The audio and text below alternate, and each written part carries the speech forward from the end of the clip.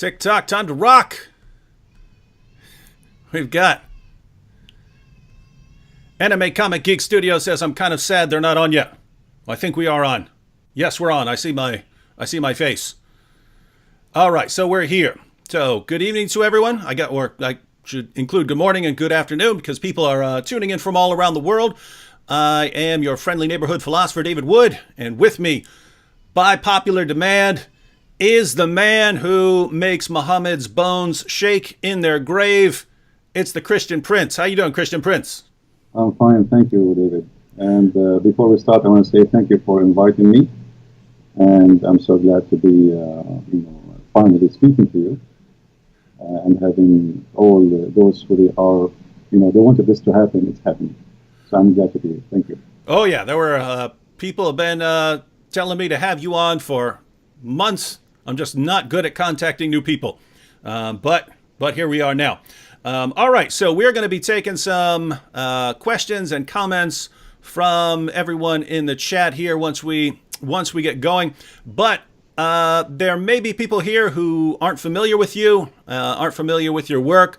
So in order to help them get to know you a bit better, why don't you share a little bit about where you grew up, your background, and everyone who's watching, while he's doing that, be sure to wage jihad on that like button and share the link on social media.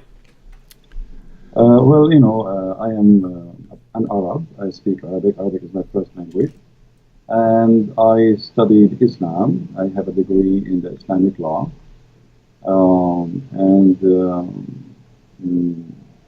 My study is not the reason really I know. The reason I know it's because I study hard, so I can answer the Muslims. And I don't know much. I mean, the rest about me is what people know, like I do. Mm-hmm. So you have a degree, you said, in Islamic law? Yes. Why on earth would a Christian want to get a degree in Islamic law? When I was very young, like always, you go to church, nobody want to talk about Islam. You speak to your friends, nobody want to talk about Islam. And the Muslims always, they challenge us, and there's nobody to answer them. So I decided to study so I can learn really what Islam is about. In the same time, I can take a stand for my belief, and that's what I did exactly, which is actually against the will of my family, mm-hmm. because they wanted me to study something useful, not something stupid, Mm-hmm. Because for them they are Christians, and studying Islam is a waste of time. It's not worth it, and it is, it's not a good thing. And I agree with them, But always good things can happen from bad things. Mm-hmm. All right. Well, I wanted to ask you a couple questions about your approach. The kind of two issues here. I hear from Christians. I hear from Christians all the time. And guys, those who are asking to adjust the bass and stuff like that. No, there's not. We've started. I can adjust the volume. That's about all we can do here. So just got to live with it. Any changes have to make at a different time. Christian Prince, I hear from Christians all the time, and you're a perfect person to answer since you're the Christian Prince. I hear from Christians who say that when you're interacting with Muslims, you shouldn't criticize Muhammad or the Quran. This is just going to drive Muslims away. They're not going to listen to anything you say. And so you just focus on sharing the gospel with them, just present Jesus. Don't criticize their position or they're never going to listen to you. That's obviously not your approach. So what do you think of that? Me, I am a Middle Eastern, so I understand the nature of the Middle East. And the nature of people there is totally different from what people think. And maybe what you are saying can be, valid for those who they are American, who they are born in America. Arab, Middle Eastern Muslims, if you are too much nice, they think you are weak. They play the game of intimidation. It's not really about the way you approach them. You see, even the Quran says that Allah, He made us to be humiliated. So when a Muslim, he speaks to you and you are so kind to the point you don't even, you won't, like in people, they say, well, you are rude. I'm not rude, I'm just being truthful as it is. Same time, the Quran told the Muslims that Allah, He cursed us and He made us people of humiliation, which means in Arabic it says ضربت عليهم الذلة. If you go to chapter 3 verse 112, it says that Allah, He made us people who they are nice to humiliate us, not because we are nice. So the Muslims, they have different understanding for your kindness. Maybe you are trying to be kind because you are a Christian, but for a Muslim, you make him believe that Allah is saying the truth in chapter 3 verse 112, because He cursed us and He made us nice to be humiliated. So I am not nice with somebody who don't believe in being nice. And if somebody saying to me all kind of things, why I cannot say all kind of things to him too? And why I have to speak in a way some people want me to speak in? This is the way it should be. Even the Lord, the Messiah, He says either yea, yea, or nay, nay, be truthful. So, no political correctness.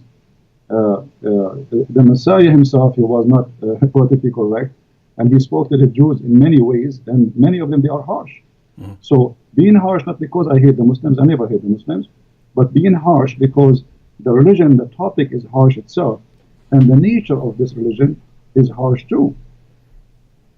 Now, so you're pointing out, one, given the group that Muslims tend to not listen to you unless you're. So, in other words, it's kind of the opposite of what many Western Christians think, right? They somehow have come to conclude that if you're aggressive with Muslims, Muslims aren't going to listen to you. You're saying it's actually the opposite. If you don't have an aggressive approach, they're not going to listen to you. You see, in the Middle East, the one who shouts louder is the one who his voice is heard. So I know where I'm coming from. I know the culture. I know the nature. And, everybody, anyway, for me, I am very successful. I have, a lot of people who left Islam. So if the way I'm doing it is not right, then how you can explain people leaving Islam left and right? So obviously it's working, it's good. And I don't insult people. I just say things as it is. I mean, your prophet is a false prophet. What's wrong with that? I mean, what I should say? I should say to him, your prophet is a good prophet when he's not. So I approach in a way which is go straight to the point. So you've mentioned a couple of times, and people have been pointing out in the chat that lots of Muslims, contrary to what many Christians in the West believe, lots of Muslims do listen to you, and they leave Islam, and many of them become Christians. So what kind of results have you seen over the years? Actually, I can say to you Oh, wait. Hey, well, you just got your sound got much more clear. All right, that's good. Did you plug in a mic? I changed the microphone from my side, actually. Maybe this is what was a switch. Oh yeah, that's perfectly clear now, guys. Does that sound better? There were people. Perfectly clear now. All right. All right. You see, I have in the last few months, I don't know how many. I cannot even count how many people left Islam. And I don't change the way I talk. This is the way I talk. This is the way I mean, even when I speak to Christians, I mean, if somebody he says something I don't like, I speak. This is how I am. I am not someone else. This is how I am. And who like it, or don't like it, it's up to him. I mean, what I can do. I mean, you don't like it, don't listen to me. Yeah, and I have to say, it's especially when I think about people in the Middle East, right? Assyrians, the Copts in Egypt, the Christians in Pakistan. When I think what they have gone through historically due to Islam, if the biggest criticism you can say is, guys, you're being too harsh when you're criticizing this ideology that has been oppressing your people for centuries, that's kind of as someone who lives in America, I just don't think it's my place to tell people who come from that sort of background how they should be talking about Islam. You see, David, you did just a few, maybe a month or 6 weeks ago, you debated a guy, his name is Mimi Hijab. and you saw how he was trying all his best just to humiliate and to insult, but not to debate. Yep. The reason, for him, you are too nice because you are not coming from the same background. For him, humiliation is a way of winning. It's not he may make fun, even though he is saying stupid things, even though he said the most stupid things ever, which is against Islam. I mean, he not only he lost the debate, he looked like an idiot in the village. So yet he think by making fun, he is the winner. So this is a culture thing. This is a mentality. This is a mindset. If you don't understand them, you will not even able to go through their mind. They grow this way, and they think if you are kind, that's mean you are weak, and if you are very gentle and you are not rude, that's mean you don't you are afraid. This is how they see it. For me, I am from there. I know how to speak to them. Actually, this is why they don't want to get close to me. Yep. Yeah, and it's interesting. For that debate, they made me agree ahead of time that I would be very nice and not be insulting at all, and be very friendly the entire time. And so it seems they understand as well that if you can get the Christian debater to be nice the entire time, and the Muslim to be insulting, yes, there are Westerners who will watch that and think, oh, this why is this guy being so insulting? But lots of Muslims, boy, they love it. Now, we're going to take some questions here in a minute. I had two questions just on the Arabic, since you're a native Arabic speaker. Not anything specific, but basically here's the idea. The main argument that the Quran gives for its divine inspiration is what I call the argument the argument from literary excellence, meaning that it's just so amazingly written that it has to come from God. But I read the Quran a lot, and I just think it's the most horrible book that I've ever read. I would literally rather read a phone book than read the Quran. I do read the Quran because, I have to interact with Muslims. But if I were just picking something that I want to read, I would actually pick a phone book before I would read the Quran. It's organized horribly. It jumps around from topic to topic. You can't make sense of anything it's saying. I mean, at least a phone book is organized. And all these calls for violence and so on. But I'm told by Muslims that this is only because I'm reading it in English.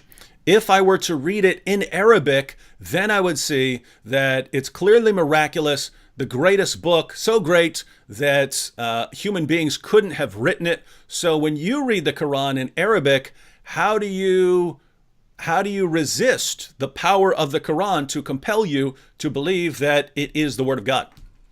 The answer is from the Quran. If you go to chapter 8, verse number 31, the Arab, they were making fun of the Quran, saying this is the fairy tales of the elders. And if we wish, we can make even better than this. Everybody can go and read it. This is a book full of mistakes in Arabic, in a grammar, in a spelling, in a pronunciation. And, they fabricate tons of story. Here we go. We are the Arab Christian. Why we are not amazed? I mean, if Muhammad, he was able to make people to convert to Islam by just hearing the Quran, so why did they not convert? Why Muhammad, he went in war? Here we go. They are Arab in his time, and they were making fun of the Quran. So if you go in the Quran, you will find the word fairy tale mentioned 9 times. The Arab, they say to Muhammad, this is fairy tale and this is stupid. And then Muhammad, he says, well, it's stupid. Can you make something like it? And this is a stupid challenge. I mean, I'm just saying to you, this is stupid. You say to me, can you make some stupid like mine? So Muhammad, he did not succeed in the Arabic. The Arabic is a stupid language, the way he used it, and he was the Arabic in the Quran is a crook Arabic, is not correct Arabic. And if you want to talk about a book of wisdom, I don't know if you can open chapter 24, verse number 61, and read to the audience, and they will be astonished about how stupid this book is. I mean, this is a God who speak, and he teach, and he squeeze his head, and he send an angel with a message from thousands and millions of miles away. Remember where Allah, God knows where Allah is. And now he come to us to say to us, you can eat alone, and you can eat in your home, and you can eat with your sister, and you can eat in the house of your mother. Anybody can read the verse, chapter 24, verse number 61. Want me to go ahead and read it for everyone? Go ahead. All right. So this is the greatest book ever written that can only be written by God, everyone. There is no blame on the blind man, nor is there blame on the lame, nor is there blame on the sick, nor on yourselves, that you eat from your houses, or your father's houses, or your mother's houses, or your brother's houses, or your sister's houses, or your paternal uncle's houses, or your paternal aunt's houses, or your maternal uncle's houses, or your maternal aunt's houses, or what you possess the keys of, or your friends' houses. It is no sin in you that you eat together or separately. So when you enter houses, greet your people with a salutation from Allah, blessed and goodly. Thus does Allah make clear to you the communications that you may understand. And I think everyone in the chat is ready to recite the Shahada if they haven't already, because that is so masterfully written. I mean, that's it. I mean, it's no sin on you, no sin. I mean, imagine he's saying no sin if you eat alone or if you eat with somebody else. I mean, this is madness, it's stupid. So he sent an angel of God, and he written in a book of wisdom to teach us to say, if you are blind, you can eat at home. Where the blind used to eat where before? I mean, in the time of Muhammad, there's no restaurants. Where do you want to eat? You are blind, you cannot walk, or you are sick. And even if you are not any of those, still you can eat at home. I mean, look at the news. So Muhammad, he came to us with something beyond intelligence. It's like super. And then he says to us, you can eat in the house of your mother. Finally, I'm going to call my mother and tell her, hey, mom, I can eat in your house. She will say to me, idiot, you are eating in my house all your life. So what is this about? This is silly. This is stupid. So you said you brought up a couple points there, but basically what I hear from Muslims is, you know, if you just read the Quran in Arabic, you'll find out that it is the word of Allah, and true Arabic speakers will recognize that. You're pointing out that even according to the Quran, people of Muhammad's time, all of whom were Arabic speakers, they thought the Quran was a big joke. Well, all of them, and actually Muhammad, he don't even have a book. You see, if you go and read the book of the Quran, you know, if you go to the Bible, you know, you want to search where God, how he created things, you go to the book of Genesis. Mm-hmm. Where in the Quran we can find how God created the whole earth and heaven. It's all over. It's like somebody, he put a bunch of papers in the front of a fan, big fan, and he turned it on. And then we collect them together and we make a book. So nothing there makes sense. And then, you know, if you go in the Quran, you will find things because of this madness. The Quran says that today, as an example, in chapter 3, verse number 7, today I completed your religion for you, accepted Islam for you. And then why? You know, because we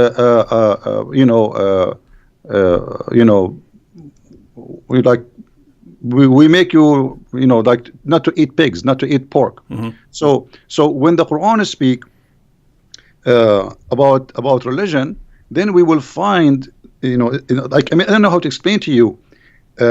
I wish everybody can, you know, speak Arabic, because you will die laughing from the stupidity of this Arabic. Mm-hmm. If we go in the Quran, as an example, in chapter 3, verse number 85, it says, the one who accepts other than Islam, Allah will not accept from him. And then Allah, in the same chapter, he says to us that the Christians and the Jews and the Sabian, they will go to heaven. Then, but why you call them Christians and why you call them Sabian and why you call them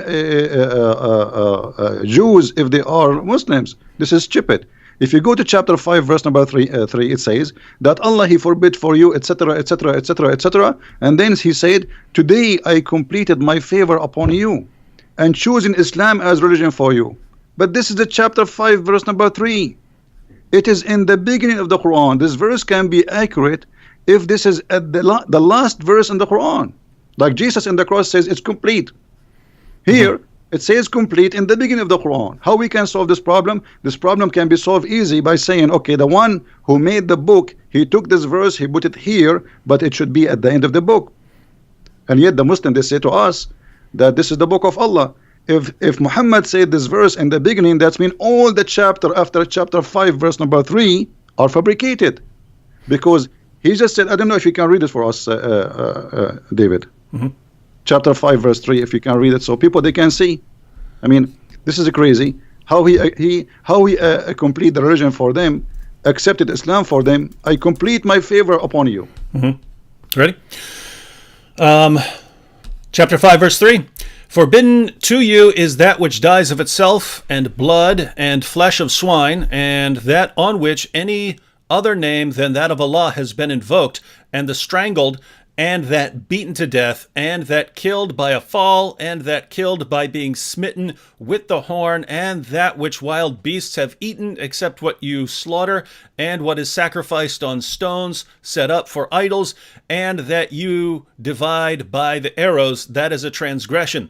This day have those who disbelieve despaired of your religion, so fear them not, and fear me. This day have I perfected for you your religion, and completed my favor on you, and chosen for you Islam as a religion. But whoever is compelled by hunger, not inclining willfully to sin, then surely Allah is forgiving, merciful. I'm sure there are here even more people ready to recite the Shahada after hearing that.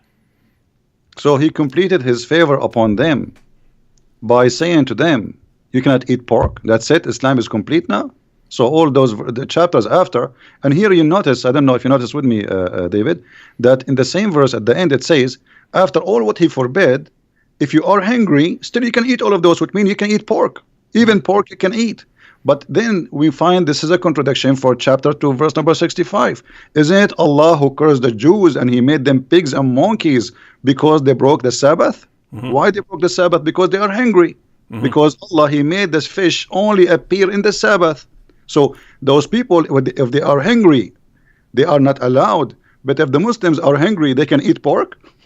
Yeah, I've never actually made a video on that one. I might have to knock out a video on on that contradiction there. One more question, then we'll turn it over to chat here. Along the same lines, one of the other things that Muslims say, because one of the main arguments that they give, thanks to Ahmed Deedat and Zakir Naik, is the amazing scientific insights of the Quran, that Muhammad knew things that no one at the time could have known and that weren't discovered until centuries later, and scientists are still marveling at the amazing scientific accuracy of the Quran even today. I sit here and I read the Quran and it looks like a scientific catastrophe. It looked like if you were to invent the most ridiculous picture of the universe that you could possibly come up with, that's what Muhammad believed about the universe. If you could come up with the silliest theories about human reproduction that you could possibly come up with, that's what Muhammad believed about human reproduction. But what I hear from my Muslim friends is, in the Arabic, you find that everything is correct, that it's amazing and has all these scientific insights. Since you read the sources in Arabic, would you agree with the Muslims that their sources are filled with amazing scientific insights that prove that Islam is true? The Quran is the most stupid book ever I saw all my life, and I challenge any Muslim to prove me wrong. The God of Islam even don't remember which one he created first, the trees or the stars. Have you ever heard of a maker? He says something in one verse, he said the opposite in different verse. The Quran do not know even how the baby is created. He says that the baby, he was a sperm and then he became a congealed blood, which is funny because the sperm was a sperm and then it became a congealed blood. Muhammad, he explained, and he says that the sperm stay inside the mother for 50 days. Have you ever heard of a science like this? But the Muslims, the problem is when the Muslims, they try to make the Quran as a scientific book, they fabricate the translation, they change the meaning to make it fit with science. As an example, when the Quran says Allah, he made the sperm into a congealed blood, the Muslims, they say in many translation, you were a sperm and then you became a clot. But this is not true. It doesn't say that. It says the sperm became a clot. If you go in Sahih al-Bukhari as an example, Muhammad, he says in hadith number 2644, he said that the semen remain in the womb of the women for 40 or 50 days, and this is authentic hadith. So this is the science of Muhammad, claiming that semen can live for 50 days. Science says maximum 5 days. So that's the correct. only mistake is only a 0. Yep. That is correct, by the way, ladies and gentlemen. In other words, if you go to your biology class and you ask your biology teacher or professor how long can a sperm survive, you'll hear maximum 5 to 7 days. Not so, according to Muhammad. So if you're a Muslim, you could spend a lot of time. You could spend a lot of time correcting your teachers and professors. All right, Christian Prince. We'll be talking more about the Muslim sources and what the Quran says. Wanted to ask you a little bit about. You seem to have a lot of problem with your videos getting taken down and things like that. There's a comment over here by Guy777 that'll kind of. I'll reply to this real quick and then get your comments because. There is an issue with censoring critics of Islam. Now, Guy777 here says, so I'm a Christian and got banned for criticism of Catholic doctrine, but you guys criticize Islam for a living. Why ban me? Well, no one's stopping you from talking about Catholic doctrine, Guy777. No one's stopping you from talking about Protestants, Orthodox, Catholics, anything. When we have a topic and we're going to be addressing something, if we're going to be discussing the interaction between Islam and Christianity, there always seems to be a small group of people who want to divert the discussion in the chat to something else, right? So flat earthers will show up and we'll start arguing, hey, everything is about flat earth. People will start bringing up political issues, and we're discussing a topic, right? We're discussing issues. And there are people who try to divert them. No one's stopping you from talking about those things, but go somewhere where they're discussing those things. If we're sitting here talking about, whether Muhammad's a prophet, and you're over in the comments section trying to prove that the earth is flat or something like that, no one's stopping you from doing that, but do it somewhere where that's actually the topic. So what you're asking is, why would you be banned for trying to divert the discussion over to what you want to talk about? I hope when you hear it like that, you can understand the answer, right? If everyone's over in the chat trying to divert the discussion to some other topics, then no one's actually paying attention. And what's the point of even having the discussion if no one's paying attention because they're talking about other things? So if you are diverting to any topic, and it doesn't matter what it is, it doesn't matter what you're trying to divert it to, then you're going to have to be blocked from this discussion for that. Keep in mind, guys, there's a difference between stopping your free speech and blocking you from a discussion that you're interrupting, right?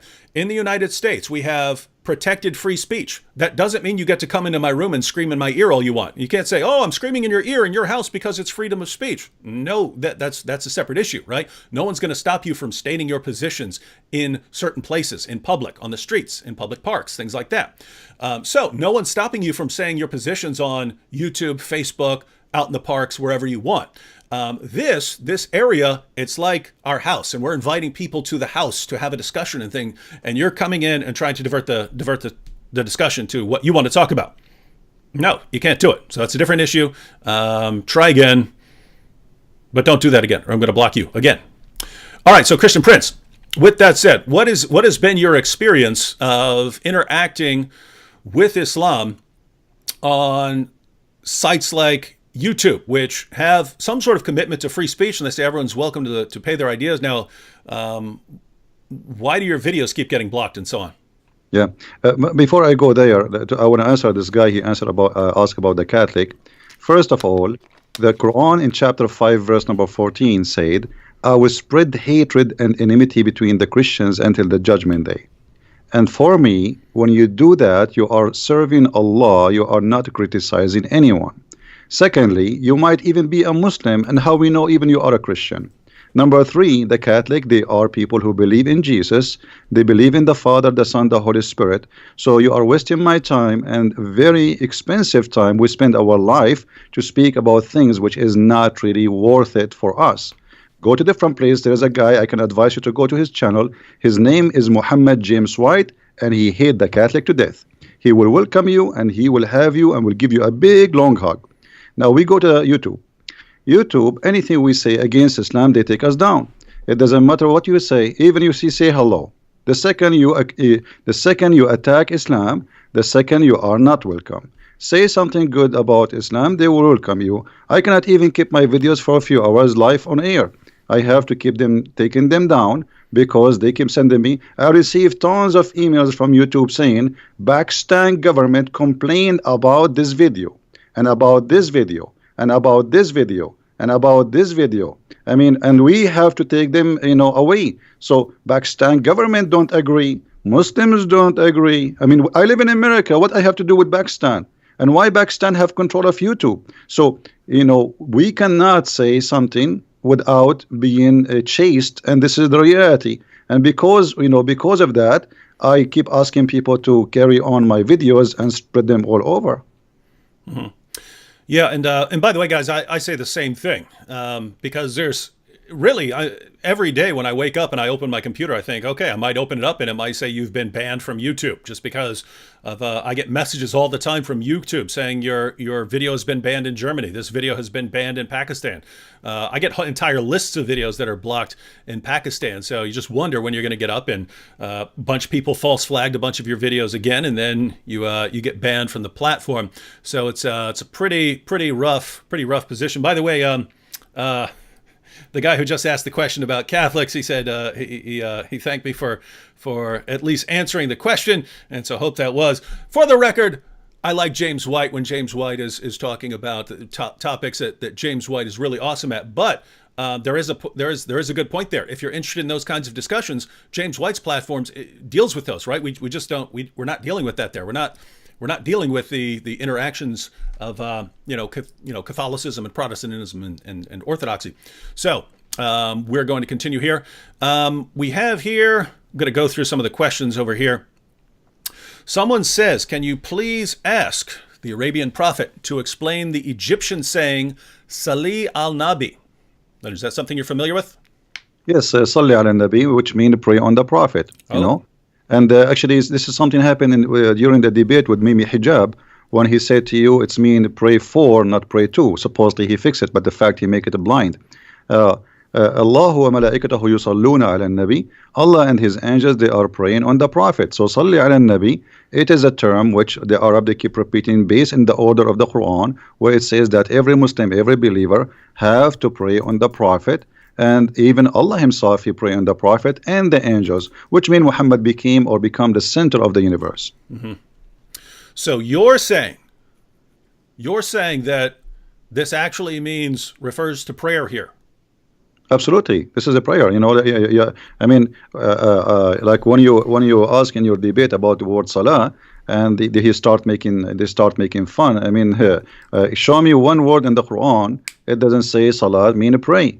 Only in that verse they play with the translation, and suddenly the word salah become blessing. However, even if we switch pray to blessing, that would be stupid, because if Allah blessed Muhammad, why he need the blessing of an angel? And what it mean that the angels, they will ask Allah for more blessing? That is silly. I mean, that's it. Allah, he blessed him. It's like saying to me, save me, and I saved you, and you say, ask the angels to ask me to save you. Like, I saved you. I am the God. So if Allah is God and already he blessed Muhammad, so what the point of asking all those people to ask for a blessing? This is stupid. I mean, this is why I say Islam is like not 10-inch deep in the mud. It is beyond the mud experience. I mean, this is the extreme stupidity. They try to cover up by making a lie, but the lie make it more stupid. Mm-hmm. And that is their problem. We actually, this is apparently an important issue for lots of the people in the chat.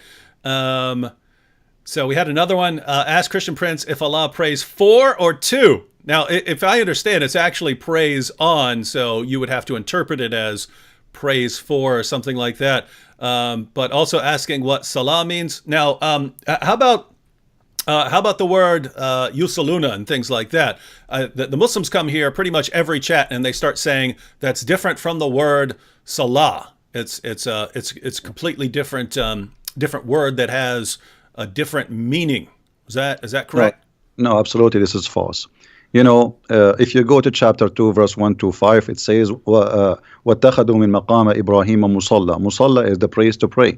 This is not salah, this is a noun now.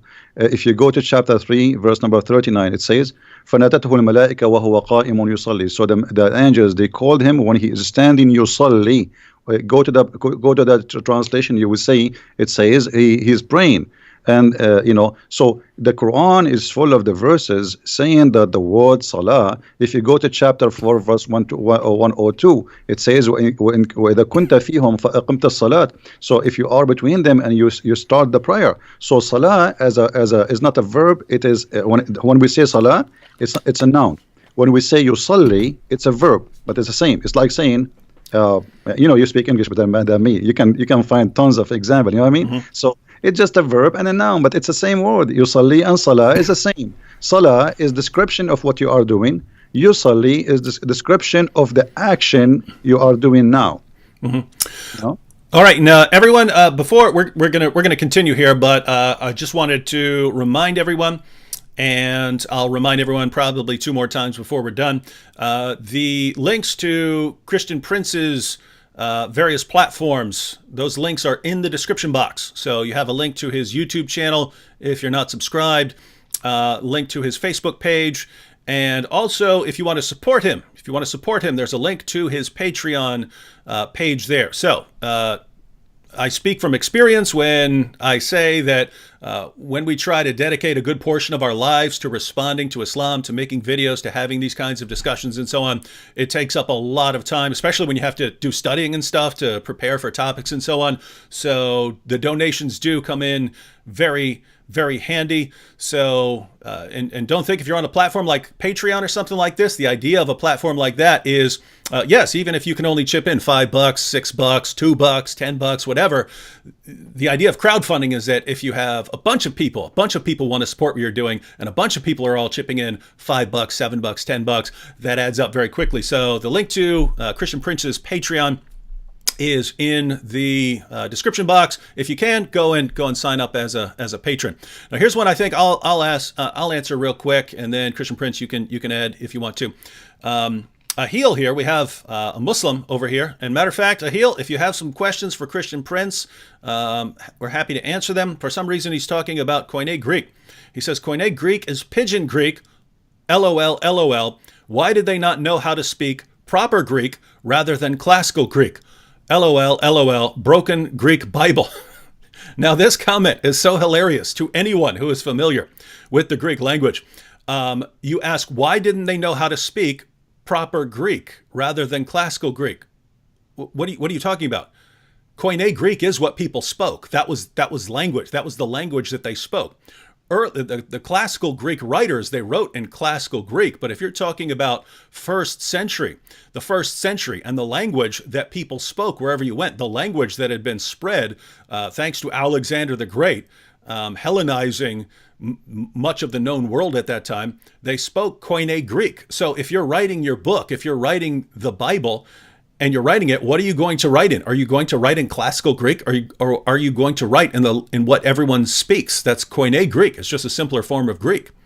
So just so you know, hope that helps. Broken Greek Bible. David. What's up? This guy is talking about broken language. I mean, how he when Zakir Naik he speak, why he don't make fun of him when he speaks stupid Arabic and he do not know Arabic? Did that? And Zakir Naik, both of them, they don't speak Arabic. There is the example. I will quote for you a verse from the Quran, and then he's speaking Arabic, and only Allah knows what he is saying. I cannot understand the word. I am an Arab. I have no idea what he's saying. So this idiot, he is trying to make fun of people who don't speak good Greek. We do not know who they are, but in the same time, he is reciting Quran to his God in a language he don't understand. The Greek, they recite the Greek. I do not need even to pray in a Greek, but you recite in the language nobody knows what it's meant. If I ask you what this word means in the Quran now, he will say only Allah knows best. So shame on you to speak about languages. Even your God Allah in the Quran, his language is broken, and me and the Arab, we correct the Quran and we make fun of it.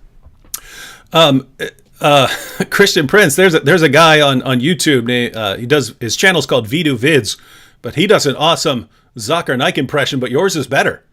That was the best Zakir Naik. By the way, everyone, Nabil did an awesome. Nabil would never do it on stage or anything like that, but Nabil could do an awesome Zakir Naik impression as well. Should have recorded it at some point, but no, that was epic there. Here we have a question from Alan. Alan Silva says, guys, Can you guys mentor me in apologetics against Islam so I can argue so I can argue with my girlfriend's family? So apparently his girlfriend's family is Muslim. But Alan, that's kind of what we do in our videos, right? We're trying to mentor people a lot through our videos. But Christian Prince, if this guy wants to talk to his girlfriend's family about Islam and Christianity, what are the basic steps that you would recommend? Well, first of all, I don't know why even he have a girlfriend. I mean, how this will end? You will marry, and then your family will be broken. You do not know the children will be Christians or Muslims or what. So I don't think this is a good idea. Always you have to marry from someone share the same target, the same belief. Otherwise, it's going to be a broken family. Well, we don't actually know here. I mean, his girlfriend may be an ex-Muslim or something like that. He's asking about the family, or she may be Muslim. We don't know at this point. But if he wants to actually respond to her family using apologetics, what would you recommend? Well, he can, watch your videos. He can get my books. I have many books on Amazon. He can watch my videos. They are for free. And, we do our best to teach. This is what we do. So watch our videos, learn from them, take reference, and make an argument. But before always you talk about, before you open your mouth and speak about a topic, you better educate yourself very well about it. Not only just learn 2 letters and go and say, hey, I heard this, because that will be not really a good idea. You have to get you don't claim to be a chef if you know only how to make salad. You have to know how to make many dishes. So you need to educate yourself very well before you open your mouth about a topic. Mm-hmm. We have a question here. Why is the word Pharaoh used in the Quran as a proper name? It lacks the definite article, so it is the name of the Egyptian king from the era of Moses, not a title. Is that correct? Is that a problem?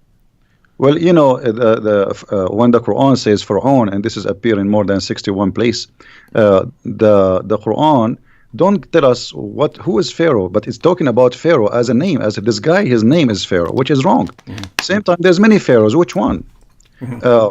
But the Quran, it's very famous about history mistakes. As an example, the Quran mentioned that Moses, he met with the Samiri, and I'm sure you are familiar with the story where Moses, the Samarian, they met with Moses and they spoke with him. So obviously the Quran is not a book of history, and it's mixed up. Mm-hmm. And they do not, Qarun,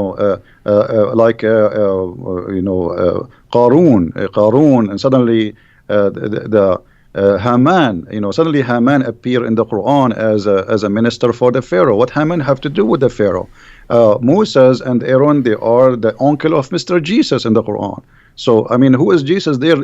Even the word Jesus did not appear. There's Mr. Isa. So we have Isa replaced by Jesus in the translation, but this is Mr. Jesus the Muhammad, supposedly. And his uncle is Moses, and his grandfather, his name is Umran. In case you do not know, too, for the people who are listening, the father of Moses, too, his name is Umran. So the Quran is mixed up. There's nothing to do with history we can rely on, and this is why we laugh always about the history of the Quran. Even Muhammad, he could not even David, I want you to challenge all the Muslims who are listening. Who can show us Israel? The word Israel in the Quran repeated tons of time. Okay, I am reading the Quran, and the Quran is the book of God. I want to know who is Israel. Where we can find in the whole Quran who is this guy who his name is Israel? We cannot. I challenge any Muslim. So how this book is a book of God, and suddenly he jump and he start talking about a guy, his name is Israel, children of Israel. Okay, who is Israel? Shouldn't you first introduce to us this person? So Quran is a silly book. It is not the same. In the beginning you said yellow pages. Yellow pages is better because yellow pages, you have first name, last name, you have an address, and you have a phone number. Here there's nothing. I wanted to ask you about that name, Isa, because I've read a few theories about where that name came from. Some people have said that maybe it came to Arabic through multiple other languages before it got there, and so that's the one that they were using. I've seen maybe it was a special usage because in the Quran Allah wanted to combine it as a parallel with Musa, so Musa and Isa. I've seen that perhaps the Jews were referring to Jesus as Isa, using the name Esau because they regarded that as an insult. So when the Jews of Arabia referred to Jesus, they would say Esau, and Muhammad just didn't know, so he picked up the term. Do you have any theories on why it's saying Isa rather than Yasu? You see, the Muslims themselves did not know really how the name came to existence, because we as an Arab and all the Arabian Christian history, we never heard of a person whose name is Isa. We call him in Arabic Yeshua. In the Hebrew is Yeshua. So we say in Arabic Yeshua al-Masih. You will not find a single Arabic Christian he used the word Isa. This is only a word created and came through Muhammad. It is possible that maybe the Jews, they were insulting, as you said, but really there is no we cannot find where this is coming from. And remember, David, that Islam is disconnected religion, which means the Muslims today, they have nothing to do with Islam in the time of Muhammad. The first book written about Muhammad, it was hundreds of years after Muhammad. There's nothing about Muhammad. You know, the Quran itself, the one we are reading today, they're saying that this is according to recitation of Hafs. And Hafs, according to Muslims, he was a fraud. He was a thief. He stole books and he claimed that they are his own. So, and his father was the same. So Hafs, he learned the Quran from his stepfather Asim. Asim was a fraud, according to Muslims. Asim and Hafs, both of them, their hadith is rejected. So how you accept his Quran? So they don't have Quran. The Quran itself have no roots. So how we can find out where Isa is coming from? And at the same time, the Quran always come to us with strange names. Okay, who is Yahya? We do not know. Who is Salih? Names, they are coming from the middle of nowhere, and Muhammad, he inserted them in the Quran. Zulqarnain, I'm sure you know about Zulqarnain. Okay, Zulqarnain in Arabic means the man with the two horns. Okay, have you ever heard of a guy, his name is the man with the two horns? Why, he's a cow? I mean, give us a name. What's his name? You don't tell me what he's wearing in his head. Have you ever heard, like now, you are wearing a headset, David, I will say the guy with the headset. And then a guy who come after 10,000 years, he will know, he will recognize David Wood because he was wearing a headset. This is stupid. So when you say the man with the two horns, shouldn't you tell us first what his name, where he was, which country, what language he speak? So this is a silly book, have no roots, and it's a collection of fairy tale stories. As we said, the Arab, they keep saying that to Muhammad. And Muhammad, he is just trying to make himself a prophet. And okay, they asked him, the Jews, they came to him, they said, okay, tell us about Zulqarnain. He started telling them, first of all, he did not answer right away. He waited until supposedly Jibril came, and he told them, okay, Jibril told me the story of Zulqarnain, and he started telling us a story about he found the sunset in murky water. So Islam is the Quran is not even a good for 6 years old low IQ child. He will laugh at it. And the things you're bringing up about, you know, the Quran not explaining who this person is, or not explaining who that person is, those are actually a pretty big problem for Islam, because Allah claims that this is the book that's explained in detail. It's fully explained. He's given us a book that's fully explained. And if you don't know from some other source or from your own historical knowledge what these things are talking about, you're going to be really confused, because it's not fully explained. It's not explained in detail. It's just, yeah. So anyway, rough book. All right, we have a question here, and this has come up previously. Sister Sunshine says, ask Christian Prince about the necrophilia question. So this has come up before, that we do have a story about Muhammad crawling down into a grave in a situation. I've never, if I'm being generous, then I would think that Muhammad just went and slept beside this woman. You're reading the sources, so tell us what this is about. You know, the story is saying that Muhammad, when this is about the woman, her name is Fatima bint Asad, and she is supposedly the mother of Ali. So when she died, Ali, he came to him and he was crying. And he was crying because simply his mother, she never believed in Muhammad. So Muhammad, he told Ali, don't worry, I'm going to do something.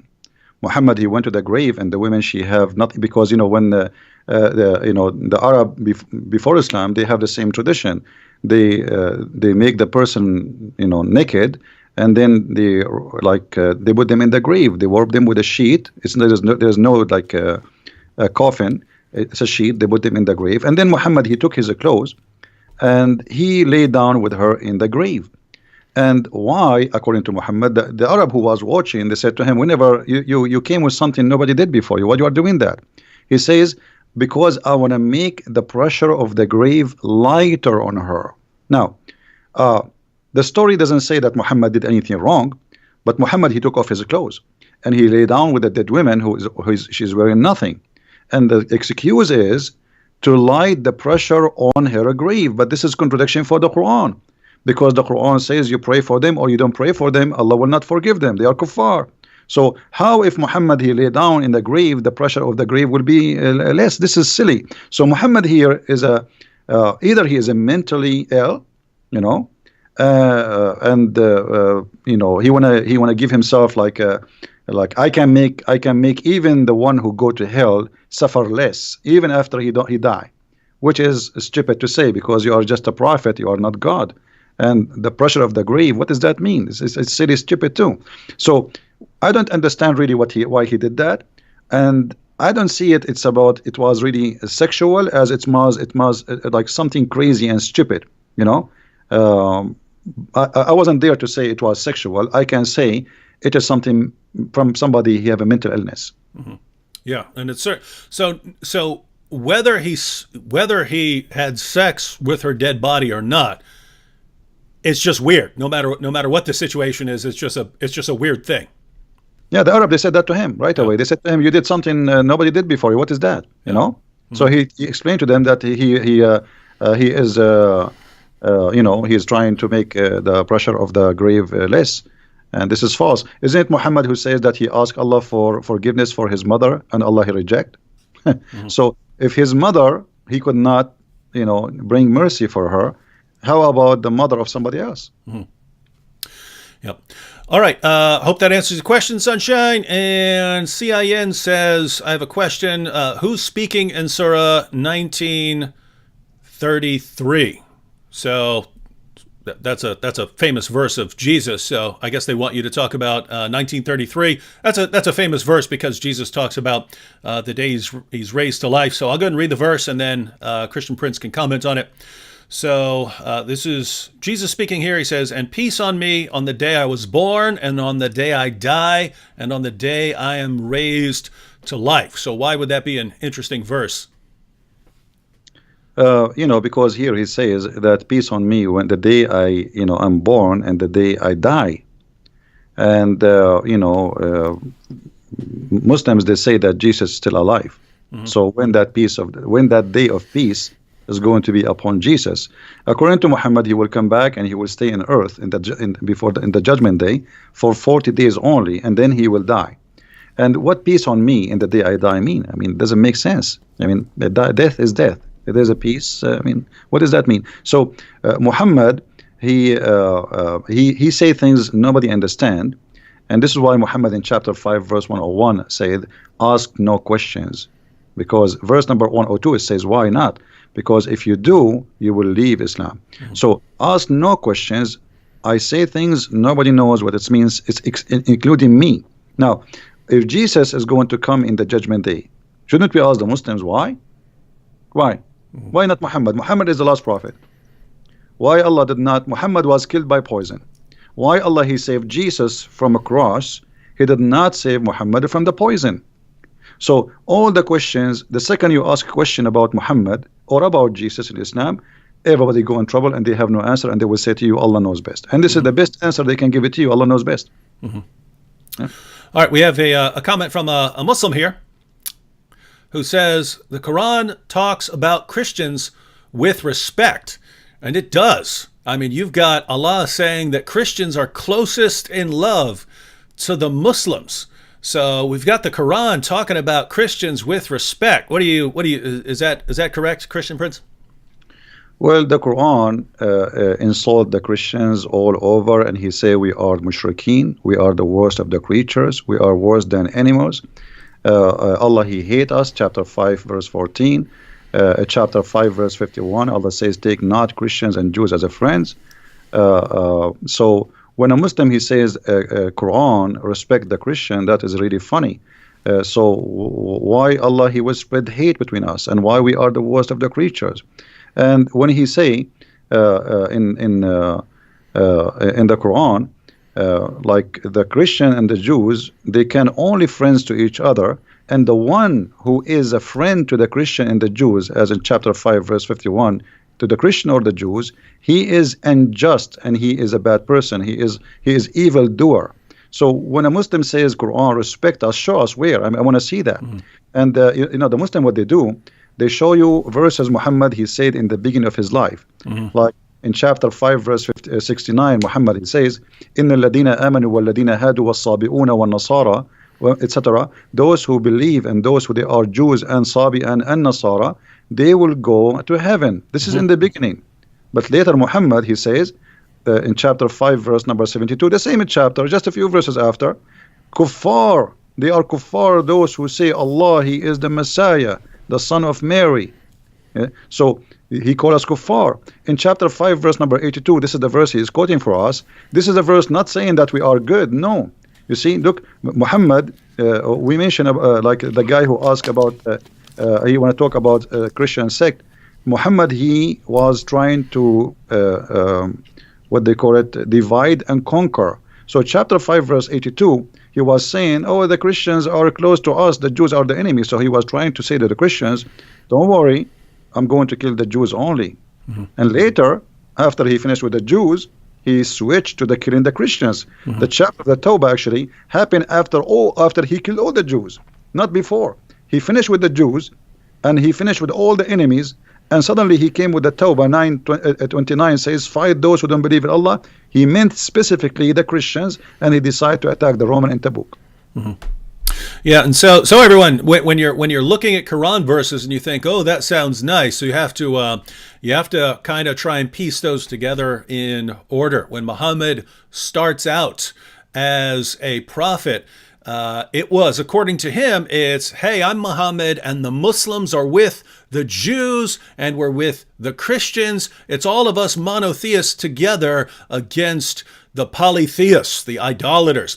And then he moves to Medina, the Jews reject him, and then, hey guys, it's me, the Muslims, and the Christians, and we're together against the Jews and the polytheists. They're the enemies here. And then by the end, as Christian Prince pointed out, it's fight everyone. It's Islam versus everyone. So my Muslim friends, that may work with your Christian friend down the street. If you're talking to Christian Prince, you're not gonna pull off the Quran talked about Christians with respect. It's just not gonna work here. So get a better position. David, Yeah. What about to say to him, I want to say to you, you are kafir. Let us see what he will do. Let us say, I'm going to say to you, you are najis. Isn't it Muhammad? He says that the Christian, the Jews, all who don't believe in Allah are najis. Najis means filthy, dirty. So if I call you najis now, is that respect? I mean, they say silly stuff. Those things can work with those who do not know. Yep. Don't try those tricks with us. You have no idea you are talking to who. Yep. Here's a good one. Christian Prince. I would join this man as well in hearing your thoughts on this. He says, Christian Prince, do you think that Muhammad received a satanic revelation and believed his message, or do you think he simply saw prophethood as a way to gain power and knowingly created a fabrication? So was Muhammad sincere, but he was deceived by evil spirits, or did he know what he was doing? We can say both, but I believe strongly if you go to Sahih Muslim, you will see Aisha in hadith number 1464. She said, Inna rabbuka yusari'u ila hawaka ya Muhammad. I see that your Lord, your Allah, he just trying to satisfy your sexual needs. She's talking about his sexual. He make verses saying any woman she want to give herself to the prophet, so the prophet he can sleep with her.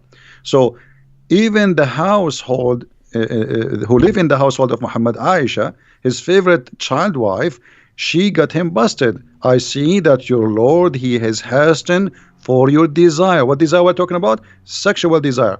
So it's very clear that in the time of Muhammad, people didn't notice that this guy, he is God.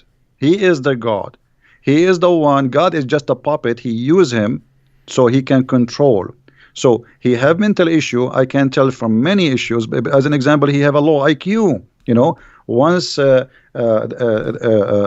guy, he came to his house and he is blind. He ordered the wives to cover themselves, and they said to him, "But isn't him blind?"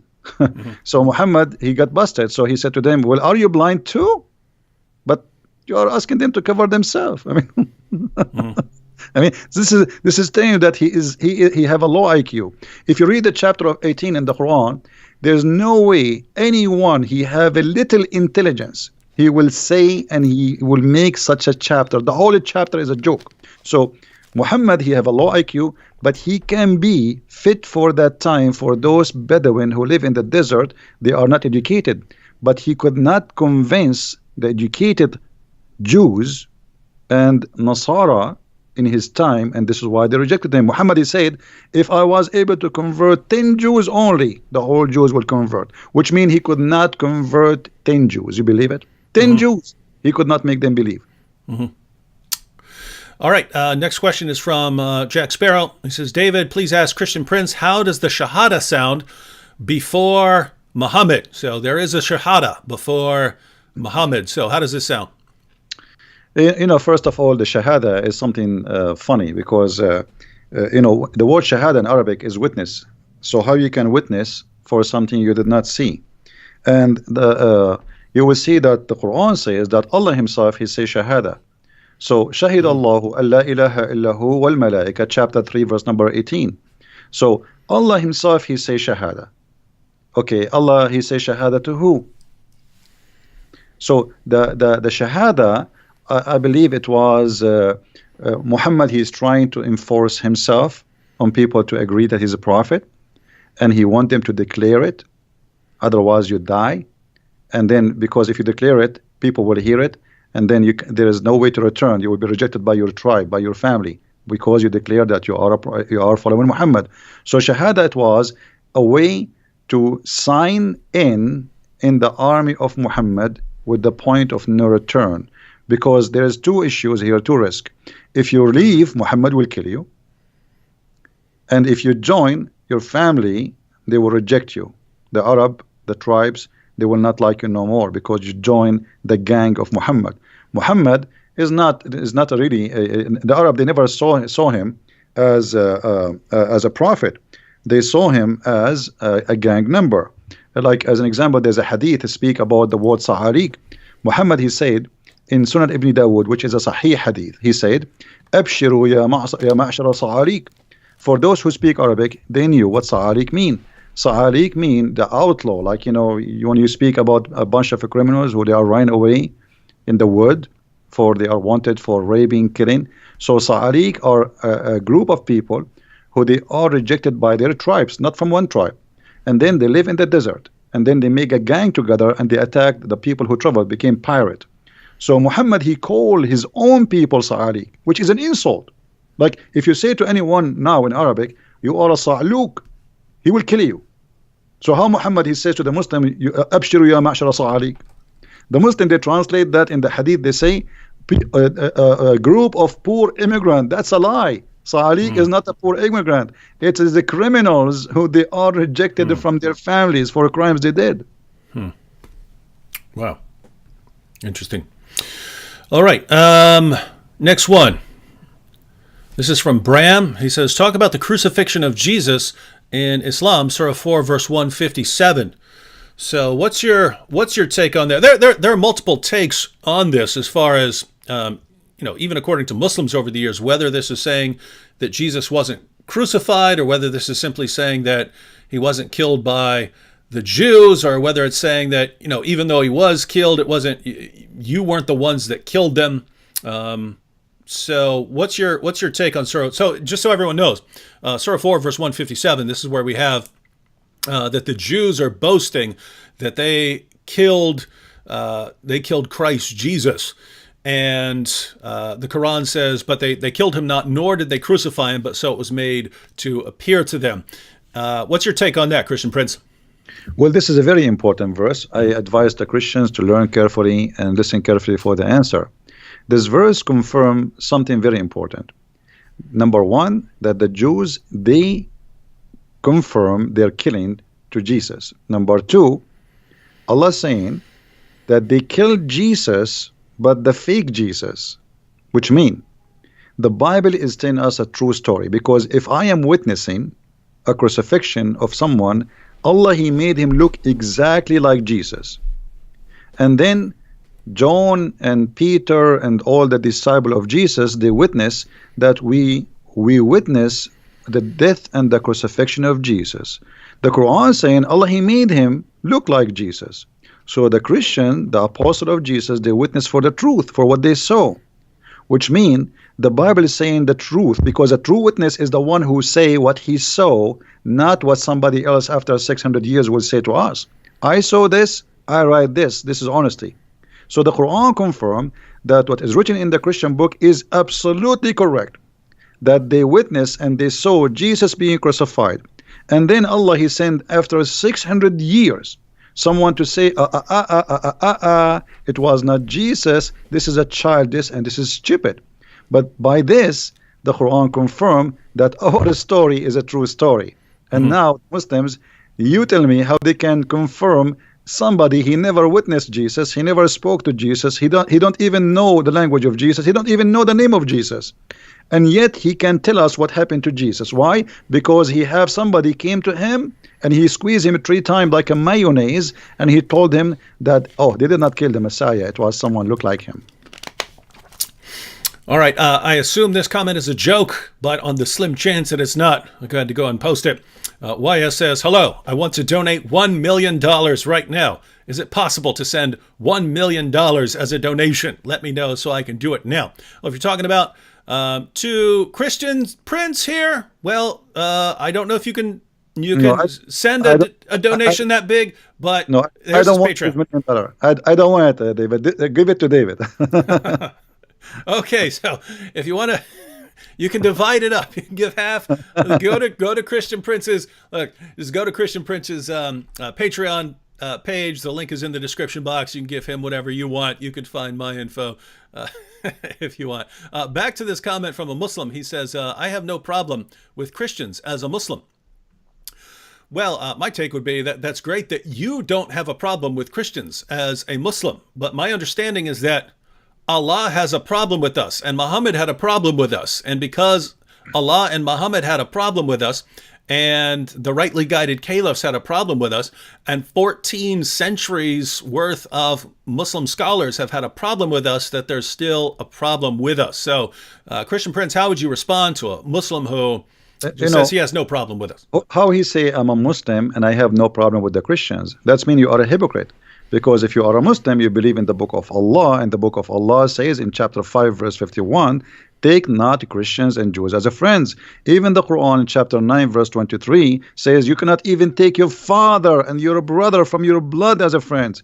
So either you are a hypocrite, playing taqiyya on us, think that we are a bunch of fools who do not know your book, or you yourself, you have no idea what Islam is about. You are just born of a Muslim family. Your name is Muhammad, and you think you are a Muslim. Choose one. Which one is you? I don't know. Yeah, I have to say, to the Muslims who are watching and thinking, hey, I get along with Christians. I get along with everyone. I don't have any problem with them. Look, it's great that most Muslims live better lives than their religion commands them to live. And it's great that most Muslims live better lives than their prophet lived. But we're not talking about nice Muslims who just don't follow Muhammad's teachings. We're talking about what the Muslim sources say. So even though you have no problem with us, again, your God definitely has a problem with us, and your prophet definitely had a problem with us, and that's why followers of your God and your prophet have been killing Christians and lots of other people for a very long time. Wait a minute. Wait. Now, the same guy, Christian Prince, I scrolled down to his next comment to see what he was going to say. But it's the same guy said he has no problem with Christians. And he says, but I just asked Christians not to call Jesus God. So he's saying he has no problem with us. Just don't call Jesus God. And what if we call Jesus God, what will happen? What next? What he would do? Yeah. What's the plan there? He would do jihad? Yeah. Oh, actually, I should have put a link, and I will after this show. First and last here said Christian Prince has books available on Amazon. Be sure to check them out as they are filled with invaluable information. I'll add those to the description box after the show. So if you're watching this in a replay afterwards, the links will be there. But Christian Prince, why don't you tell us about the books that you've written? Well, my books is actually, the Muslims, they say to me, well, if you are a person who know a lot, how come we never heard of a book you have? So I said, okay, I'm going to give you books. So I start writing books. So it was the Muslims who gave me the idea, and they are the Muslims who invited me to do so. My books is like a box of a lot of information. There's no, it's not just a book. Those who have my books, they knew. I just released a 2-volume, Sex and Allah, and the whole 2 books is about sexuality in Islam, and for the Arab, before Islam and after Islam. So my book simply is a collection of information, hard to reach for those who don't speak Arabic, and even for those who speak Arabic, because I never saw, actually, even those who speak Arabic is the last one to know too, because not everybody speak Arabic. He read and he study and he research. So my books is an easy access with a translation for a lot of information people never heard of, from those who speak Arabic and those who never know Arabic. So and you can ask people who have my books what they think about it. For sure, the Muslims don't like my books. They hate it. And they give it a bad review without buying it, which is very normal. Now, aren't you simply telling them what's in the Muslim sources? Why wouldn't they be super happy over that? You see, I do my videos. I show the reference in the screen. I read the screen for them. Everybody see it, and yet still they call me liar. So Muslim, when he sees something very, very, let us say upsetting, something show something really crazy about their religion, the only thing they can do, either they leave Islam or they go in denial and they say liar, liar, liar. So I hear always liar. I heard it from many people, and many of them, by the way, they accepted the Christ and they left Islam. But in the beginning they say liar because it's shocking. It is really disgusting. What are you talking about? This is my prophet, the prophet I love. I heard good news about him. David, you do not live in the Middle East. If you go in the Middle East, you go to the bedroom, you hear the Quran. Because they play it in the speakers, in the loudspeakers. You go to the bathroom, even in the bathroom, you hear the Quran. You open your TV, everybody speaking about the amazing, the most Prophet Muhammad. You open your radio, it's the same. You go in the bus, it's the same. You drive your car, it's the same. You go to the school, it's the same. So wherever you go, there's one guy. You see, a certain time the American movies have only Sylvester Stallone. So Muhammad is the only Sylvester Stallone for the last 14 centuries. So how dare you to say something we never heard of? So they got shocked, they got so upset, but slowly they understand that this guy is not lying. It's true. He's showing us. It's in the front of us. They will accept. Yeah. Sooner or later. Yeah, and sometimes it could take a while. I'll post just a simple video where I put the Muslim sources up on the screen about Muhammad ordering his followers to kill lizards or ordering his followers to kill dogs or something like that. And a Muslim will immediately comment and say, "No, we're not allowed to kill animals at all in Islam." And it's like, I just put the sources on the screen in English and Arabic, and you're saying it's not true. This is your prophet talking, kill lizards, and you're saying he doesn't allow you to kill anything. He commanded you not to kill anything. And then if you point out, look, it's right there. I have Muslims tell me all the time that I'm printing up my own volumes of hadiths. I'm making stuff up. I make stuff up, and then I print up. I don't know what kind of time they think I have on my hands, but I print up my own fake editions of hadiths so that I can point to them and say that this is what Muhammad said.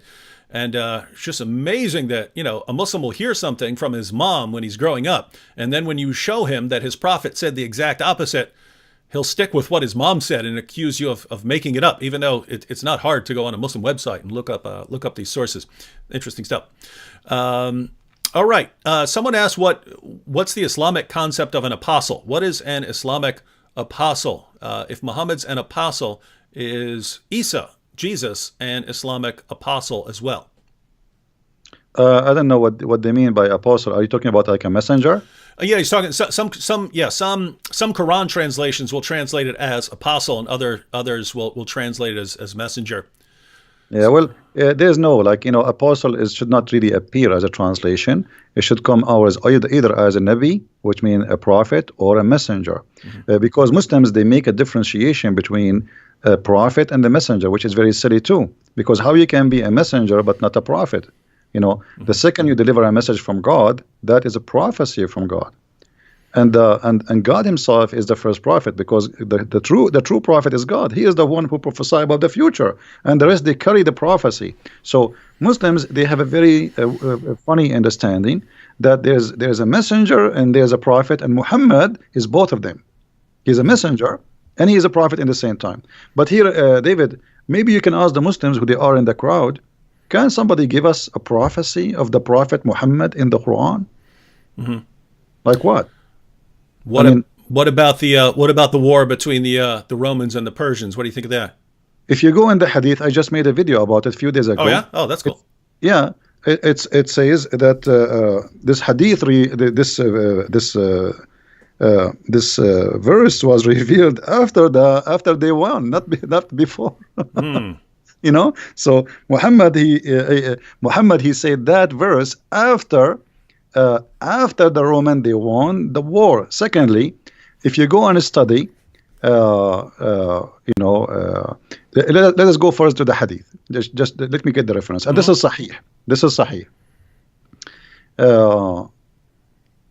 Okay, let me give you the link. David, maybe you can read it there. Is that okay? I'll give it to you in Skype. Maybe you can open it, and you can read it better than me. So you can have the reference, or for people who can read it. It says it clearly there that when the Roman they became victorious, this verse came. Oh, I got it. All right. So, yep, this is Sahih, Jami at-Tirmidhi. Abu Sa'id narrated, on the day of Badr, the Romans had a victory over the Persians. So the believers were pleased with that. Then the following was revealed. The Romans have been defeated, up to his saying, the believers will rejoice with the help of Allah. He said, so the believers were happy with the victory of the Romans over the Persians. So how this can be a prophecy? The verse came after they won the war. How this can be a prophecy? This is stupid. I mean, right? That's what it says. So they won, the Roman they won, and Muhammad, he said the Roman they were victorious. So what is the prophecy? Same time, even if this hadith does not exist, we get them busted, because Muhammad, he used in the Arabic the word bada, and the word bada is between 3 to 9, and the final victory, the Roman they lost Jerusalem in 614, and the final victory it was 28 and 29.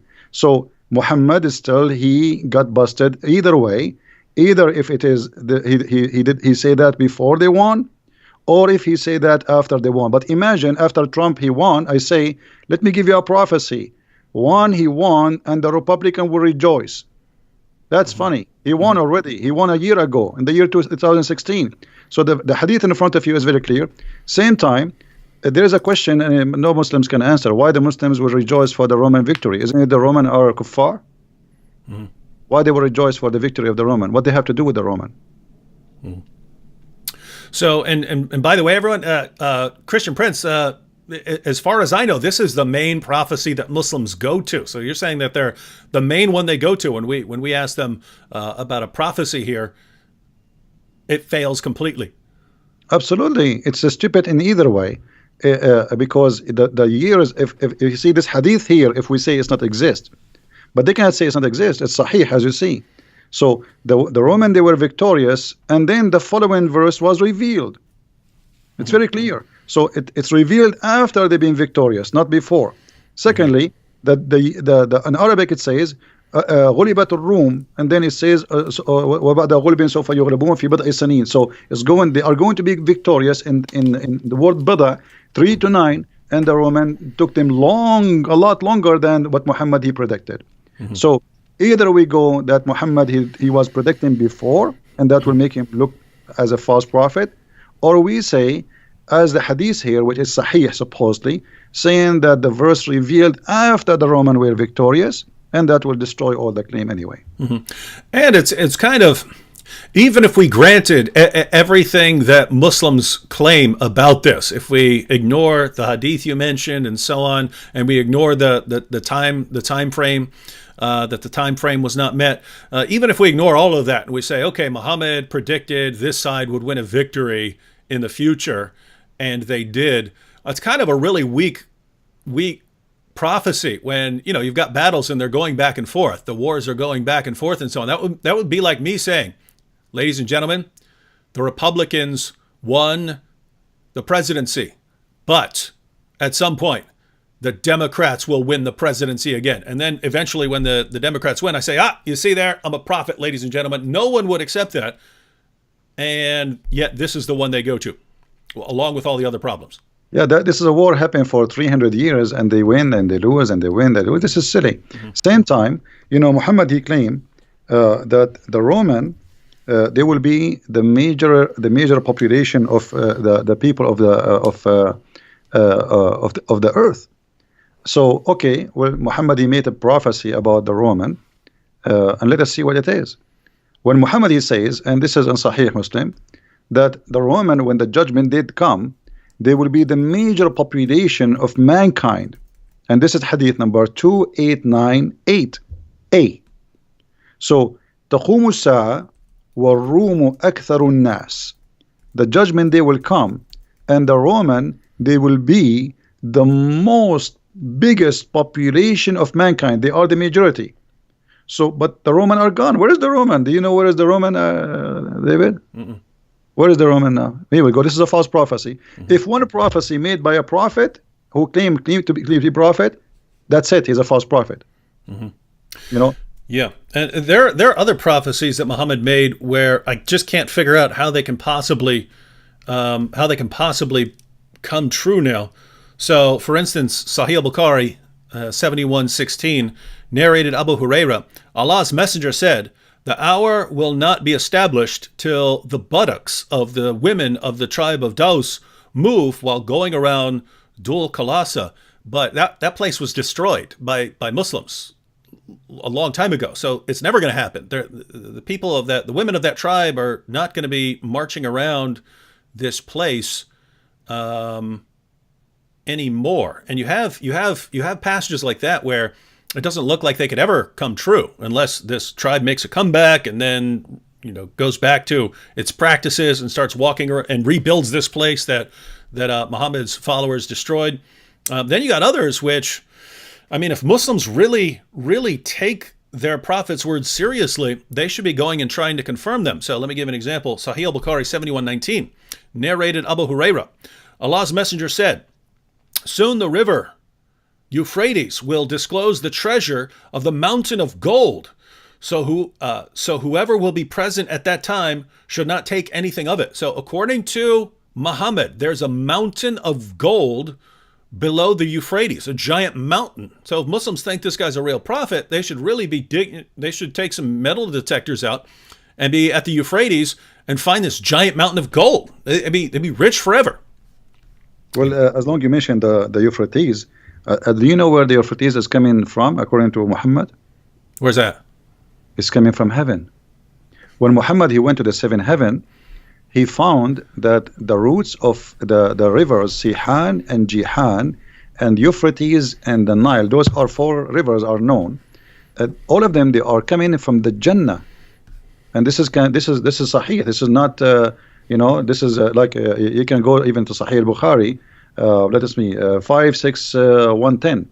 So just type the word Euphrates in Sunnah.com, and you will see the reference. So there is 4 rivers, 2 of them appear and 2 of them underneath. And he asked Jibreel, who are those rivers? Jibreel told him, those are the rivers, Euphrates and the Nile. So this is a lie. I mean, this is obviously, it's a lie. So if Muhammad is a prophet, he prophesied lies. What about the Quran? When the Quran prophesy that the man have a sperm coming from the backbone, this is prophecy. It's something supposedly we do not know. And this is the Quran. They cannot say it's a weak Quran. So, chapter 86, verse number 6 and 7, it says, من بين الصلب والترائب, from the backbone and the ribs of the women. Not only the ribs, the location of the necklace, the word of tara'ib, is the location where the women have, like, if a woman, she put her like if she is wearing a cross and it's kind of short, is going to around tight her neck, and that location where the cross will set is exactly what we are talking about. You know what I mean? Like the touch between the ribs and your neck, you know, the hole there. This is exactly where Muhammad, he claimed that women, they have a sperm and it's coming from there, and the man have a sperm and coming from the backbone. What about the chapter of the moon where he said the judgment day is near and the moon is split? The moon did not split, it was the eclipse, and we can show the reference from the hadith. He was afraid each time he see eclipse, he think it's a doomsday, and same time he said the moon is split and judgment day is near. So moon splitting is a sign of judgment day, but that was 1400 years ago. This is a false prophecy. We can go you know, over and over. All the Quran is full of crazy stuff. One lie will make you be called a liar. So how about having hundreds of them all over the book?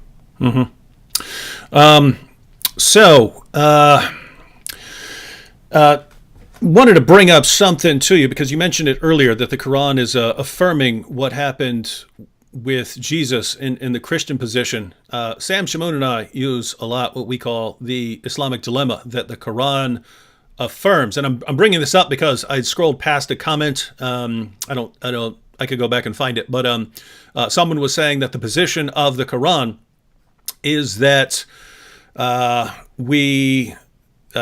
it's the verse from Surah 2 where it says that it's talking about the Jews, and it says, woe to those who write the book with their own hand, and so on.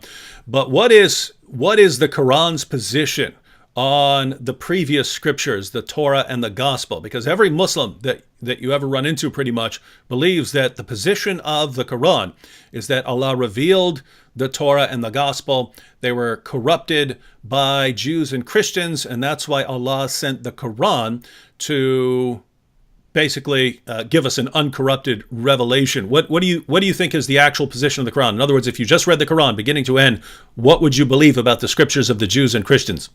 Okay, if we go in the Quran, David, how many times we hear the Quran keep saying the people of the book? A bunch. A lot, right? Okay. So let me ask you, and you know, I there is something I notice about you, that you are very ready. I can say you are sharp. You know, you are smart. Can you call me an Arab?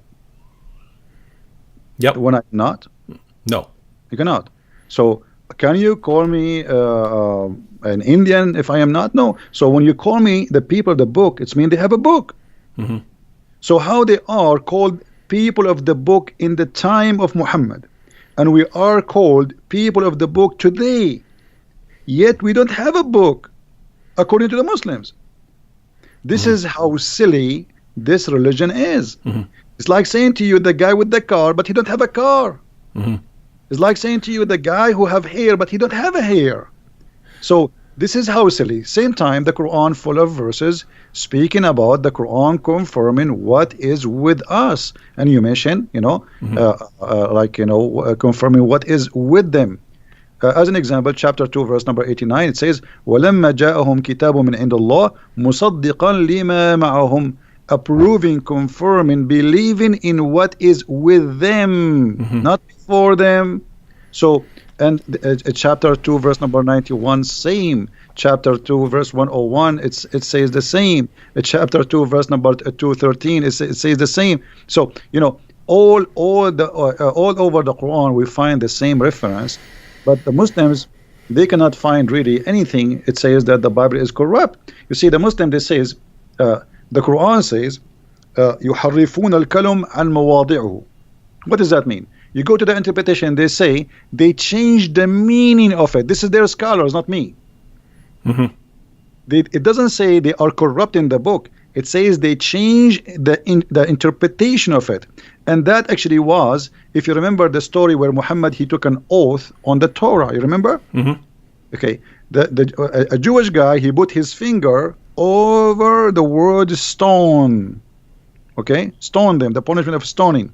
So this is what is this is what the verse is talking about. But this is how that can be corruption. You know, the corruption supposedly here happened because the guy, he tried to hide the word in the Torah.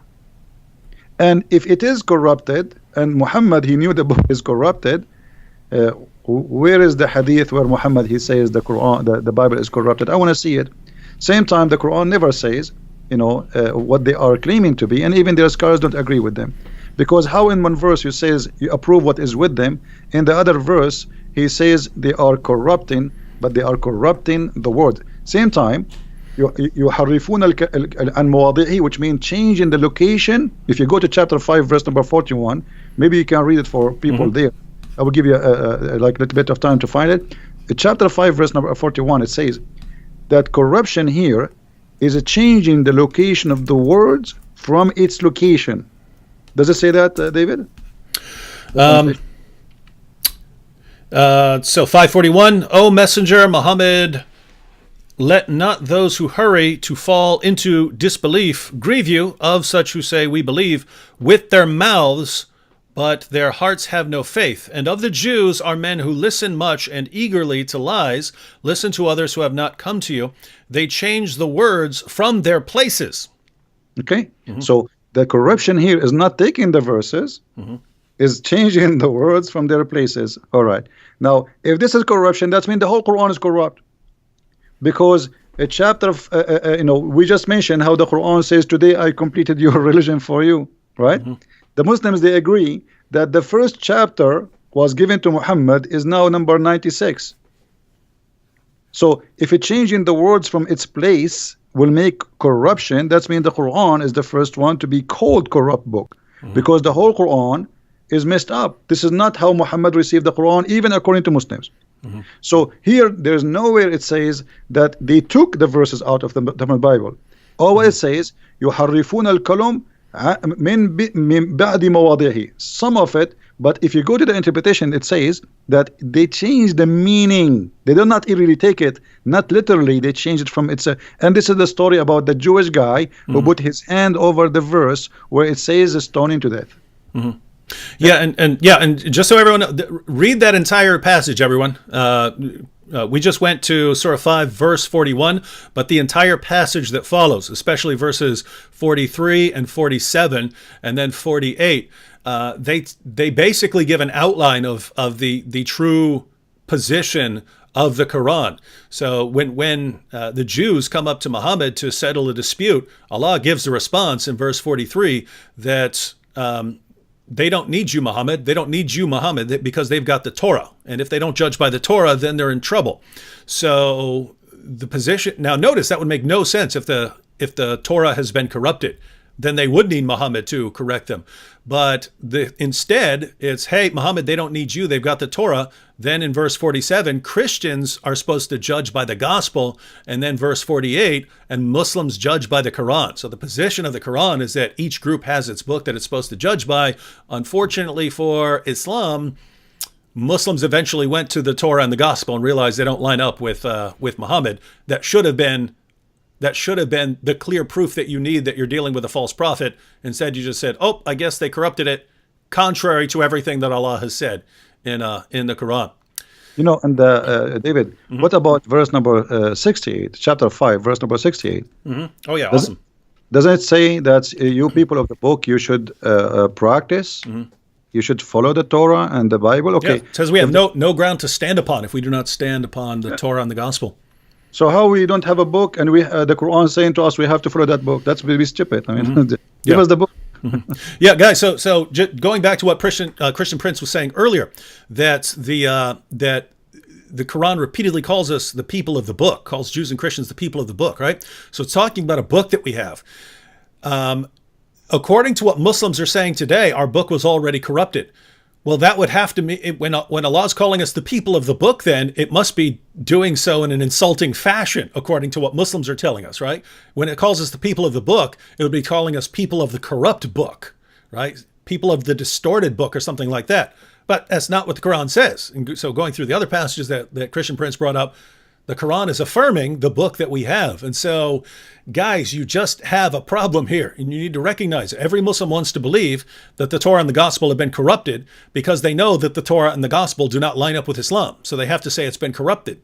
But as soon as you say it's been corrupted, you're telling us that you know more than your God because your God didn't know and your prophet didn't know. So you are greater in knowledge than your God. And so maybe you guys should be worshiping yourselves since you know more than your God.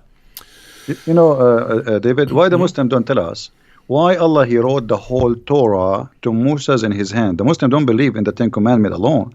They believe that Allah he wrote the whole Torah in his hand on tablet. Okay, what was the purpose if he will not protect the Torah at least? I mean, why? How many load of trucks Moses he need to carry the whole Torah? Imagine the whole Torah written in rocks. So Allah wrote it by his hand, and then that Allah, that's it. Everything is gone. So the Muslims they have tons of stories. The whole story is that okay, we cannot find Muhammad in your books, so we don't accept your book. As simple as that. If we put Muhammad there, if you add now, if you print a new Bible, fabricate a new Bible and make Muhammad there, they will Muslims, all of them, they will accept it. Like as an example, there is a very famous book. The Muslims, the Gospel of Barnabas. Right. Yeah. Okay. But this book is stupid. I mean, Yeah. It's a 13th to 15th century forgery that was written in Italian. I mean, it's written. Not only that, this book is saying that Muhammad himself is Jesus himself. Muhammad himself is the Messiah. So the Muslims they speak big mouth about it, but then nobody read it. But just because the name of Muhammad is there, supposedly they like it and they promote it and they made article about it. But none of them will accept it because they are hypocrite. If you accept the book, okay, I challenge you to publish it and accept it as this is the true Bible for the Muslims. But they will not do that, because they knew it's a fabrication. And this is the sign of the hypocrisy when somebody says to you, I like to eat shish kebab, but I will never order it. He will never order it, but he like to eat it. So how come you like this book, but you will never order it to be your book in the library to teach your children? Because he's a hypocrite. Yep. All right, so we've got about we want to cut off by 10 o'clock, so we got about 20 minutes left. Here's a good question from the apostate prophet. You know the apostate prophet, Christian Prince? Yes. Yes. The apostate prophet says, could it be, so he's going back to the crucifixion of Jesus. Actually, he probably posted it back when I'm way behind on comments. I'm only like halfway scrolled through the comments. But he said, so this is probably when we were talking about the crucifixion earlier. He said, could it be that Islam's assertion that Jesus didn't die is a poor appeasement of local Christian heretics that believed in something similar, e.g., only his body died, greetings and respect to you both. So just so everyone knows, there were certain heretical Christian groups who had different beliefs about Jesus, that he didn't really have a body, things like that. So do you think this could be Muhammad being influenced by or trying to appease some local heretical Christians in Surah 4, verse 157? Yeah, there is some books is rejected where he's speaking that the Messiah, for he is a son of God, there's no way the Father will let him be tortured. So it most likely this one was on the cross. God, he made the body of a person who looked like Jesus, but this is not Jesus. And obviously Muhammad, he carry on with that fallacy. So it's possible, but we cannot really confirm 100%. But there is people who they believe that Jesus, because he's son of God, well, there's no way that God, his father, they will let him be tortured. And actually, once a Muslim, an Egyptian Muslim, he said to me, well, you know what? If Jesus is the son of God, then his father will save him. I said, okay, well, if this is your logic, that's good. Because that means Jesus, son of God in Islam. He said, how? He said, you just told me if Jesus is son of God, his father will save him. He said, yeah. I said, okay, didn't Allah save him in Islam? So, yeah, Muhammad, obviously, he have nothing of his own pocket, nothing about Christianity, nothing about Judaism. He is a person who copy, but he have a bad ears, to the point even he cannot pronounce names correctly. So Amran became Umran. All the names, he got them wrong. So Muhammad, he cannot be a person who is making things as much he is copying, especially when it's come to Christianity and Judaism. And even the stories of, like, as an example, you know the chapter in 18 is speaking about the 7 sleepers. But this is a story written hundreds of years before Muhammad, and it's a fictional story. Yep. So how Muhammad put it in the Quran? because simply he's trying to bring stories which is interesting to his book to make himself a prophet who knows. And if you read the chapter, you will die laughing. You know, the verses says, some they say they are 4 and their dog is number 5. Some they say they are 5 and their dog is number 6. Some they say they are, etc. I mean, this is silly. This is not God talking. Just tell us the number and that's it. Still, until now, we do not know what the number. So Muhammad is a person, he was under pressure. People, they ask him, they challenge him, especially the Jews, because this is why he hated them. You know, when the Jews they came to him and they said to him, tell us about Zulqarnain. It was a trap. They are not coming to ask him, they are making fun of him. And Muhammad, he get the bait. He was a fool. So he started telling them what is the first meal for going to heaven. In the heaven, it is the liver of the whale, and how the baby will be, how the child will resemble the parents. If the father have orgasm first, the baby will be a male. If the women have orgasm, the baby will be a female, which is stupid too. And then he to talk about Alexander the Great. So Muhammad, he hated the Jews for always getting him busted without him knowing. But it was too late. That's it. He made verses, he gave it, and people are laughing. And Muhammad, he wanted to seek revenge because they got him busted. Yeah, and guys, that's basically the history of Islam. The people who could actually understand and who knew why the things that Muhammad could be. Keep in mind, you could go up to someone who doesn't know anything and say anything you want, and that person won't be able to respond. But if you go to people who actually know something, then if you say something stupid, they're going to call you stupid. And so Muhammad kept doing this, and people kept pointing out how he's wrong and he doesn't know what he's talking about, and they suddenly become his enemies. But eventually, once Muhammad has a big enough army, then no one's allowed to say anything. No one's allowed to say anything critical of Muhammad's teachings. And so that's what you have in the Muslim world, is it eventually became the position that you're not allowed to criticize or question the things that Muhammad said, no matter how silly and ridiculous they are. But now, guys, we're in a different time period right now. Yeah, there are places in the world where you get in trouble, but here in the West and on the internet, we're allowed to point these things out, and yet the Muslims are still defending some of the silliest things that have ever been said by anyone, and they're defending them as obviously true when they're obviously false. Here's a good question, Christian Prince. So the Muslims said Judas is in the cross, so the Muslims are the true Antichrist. Now, just to be clear, everyone, it's not the Quran that says that Judas was the one who was crucified in the place of Jesus, but that is a very common Muslim belief today. And if you just think about that, right? In Christianity, the innocent Jesus is crucified on behalf of sinful men. And the Muslims of today, a very common belief among Muslims is that it was actually Judas who was crucified in place of Jesus. So now you've got the guilty sinner Judas being crucified on behalf of the innocent Jesus. It's a complete reversal of the gospel. They completely flip it on its head. Christian Prince, can we say that Islam is an antichrist religion? Well, based in the Bible, absolutely, because the Bible says who is the Antichrist? The one who denied the Father and the Son, right? So based in the Bible, absolutely Islam, but not a person, Islam as a religion, as a cult, it is an Antichrist cult. And Muhammad, in the Hadith, he says, Ana al-Mahi. They ask him, what do you mean? Al-Mahi in Arabic, it's the one who erase. He says, I will erase Judaism and Christianity. So he made his target clear. I'm going to erase it. All right. So by that statement, he will erase what? He will erase the belief that the Messiah, what we believe in him, and he was crucified, and that what he will erase, and that will make him himself an Antichrist too, but not the Antichrist. I don't believe he is the Antichrist. He is Antichrist, yes, but not the Antichrist. At the same time, remember, Muhammad never met Christians. I don't believe Muhammad ever met Christians. He met Nasara. Who is Nasara? You say, I'm a Christian. What not Nasara? Ask any Arab Christian. Tell me how you say you are a Christian in Arabic. He will say Masihi.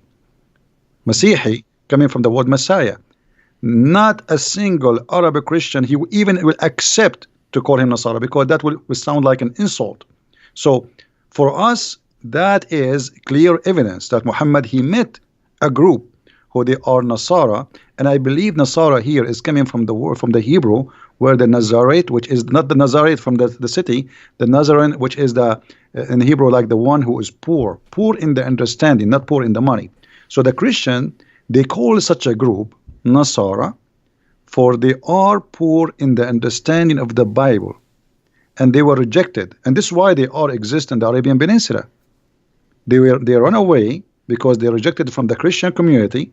They went to a land where Roman are not exist, and they have no authority. So let's make it clear. At that time, obviously, those Nasara, they were not welcome in the land or the territory of the Roman. This is why the same for the Jews. Why the Jews are there? Because the Jews are not welcome between the Romans, especially after what happened in 614, where the Jews took the side with the Persian, and even before that. So the Jews, they run away for their life. They went to the Arabian Peninsula, and the same as the Nasara, because in that territory the Roman have no authority. It's just a desert. There's nobody live there. And this is what Muhammad met. He met Jews and he met Nasara. He did not meet the Christians. Yeah, so guys, try and research a little bit about the historical background there. I think it might clear up some of the things Muhammad said and some of the positions that Muslims hold today. This is kind of a two-part question here, but it's a good topic. So the question is, did Muhammad have a problem with anyone leaving him? And the second part is it because his parents left him when they died? So, Christian Prince, did Muhammad have a problem with people leaving him, leaving his religion? Well, yeah, Muhammad, he says that the one who changed his religion, kill him, and Muhammad, I don't think Muhammad, we do not know really the real fathers or parents of Muhammad. All the stories about Muhammad, like as an example, what is the name of the father of Muhammad? Abdullah, right? Okay, how his name is Abdullah, but he don't believe in Allah? I mean, this is stupid, right? So how they call him Abdullah, but their family, his family, they don't believe in Abdullah. If you go and read all the names of the family of Muhammad, you will see Abdul Muttalib, Abdul Uzza, Abdul Manat. So all of them, they are worshipping idols. So why the father of Muhammad was called Abdullah? And yet they say to us, you don't believe in Allah. So that is silly. And Muhammad, if you have my books, you will see that Muhammad was born 4 years after his father's death. Okay, how he can be his son?